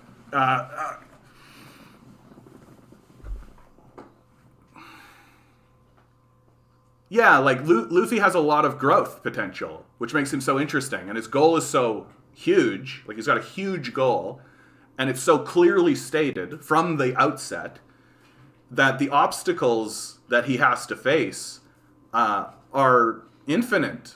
Like, in their presentation, you can constantly put anything in front of him, and he's constantly going to fight it. And so I'll be actually interested to see when Luffy, because so far he's being victorious in everything he tries, right? But good storytellers know that eventually you need to put something in front of somebody that they lose against, right? That they don't actually defeat, and so they fall down. And that hasn't quite happened yet. Yeah, it did feel like a filler. It did feel like a filler, but it was fun. It was good. Dude, what you're doing now is like super, super losery. Like, this is fucking loser time, dude. Like, you're so disrespectful, bud. Like, this is beyond. This is a basic 1-to-1 human treatment. Like, this is disrespect. Like, please come back tomorrow at an earlier time, and we'll have a conversation about the thing you wanted. I'm not going to address it 5 minutes until the close of my show. Like, please speak with respect. Learn some basic common communicative skills. What you're doing is very embarrassing for you. Like, very embarrassing. This is not the way to talk to people. If somebody... And also, hey, bud, no means no. Right? If somebody says, please, can we do this, all that kind of stuff, and you choose not to, that's extremely disrespectful. And I'm not ignoring you, Angry Diver. Let me hit. What do you think of PayPal chargeback? You want $5,000? Yeah, capitalists, right? PayPal going to show you something funny. But what about Arnold Schwarzenegger? Yeah, Arnold Schwarzenegger is good. He's a good man. You can tell he's a good man, right? He's a hard worker, but also humble. I think his humility is the thing that I'm most impressed about him. Right? Like, he's got a good strength of character. He's worked hard his whole life. But at the same time says, like, he had a speech at Harvard where he outright said that the self-made man is a myth. You need people around you. You need good people around you. And he says that I could not have been successful without the people around me. And that really makes me really appreciate him. And he seems very passionate and genuine. I wish he'd stop making Terminator movies. Really.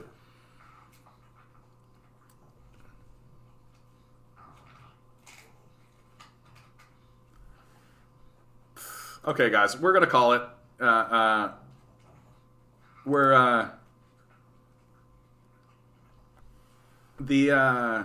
know. I didn't want to delete the message. I wanted to hide the user. Like, this is a real teachable moment, right? Like, if you disrespect people and you don't honor the way they want to be spoken to, then you don't need to be spoken with, right? Like, I'm already over time, so I'm just going to call it, right? You guys are wonderful. Thanks so much for being here, guys. Always remember, each and every one of you is a quantum being walking around in quantum energy. The billionaire class is spending hundreds of billions of dollars to make sure that you never realize it. So you'll just stay the good little commodity that you're supposed to be. Don't let them. Rebel. Revolt. Repent. Good luck. We're going to need it.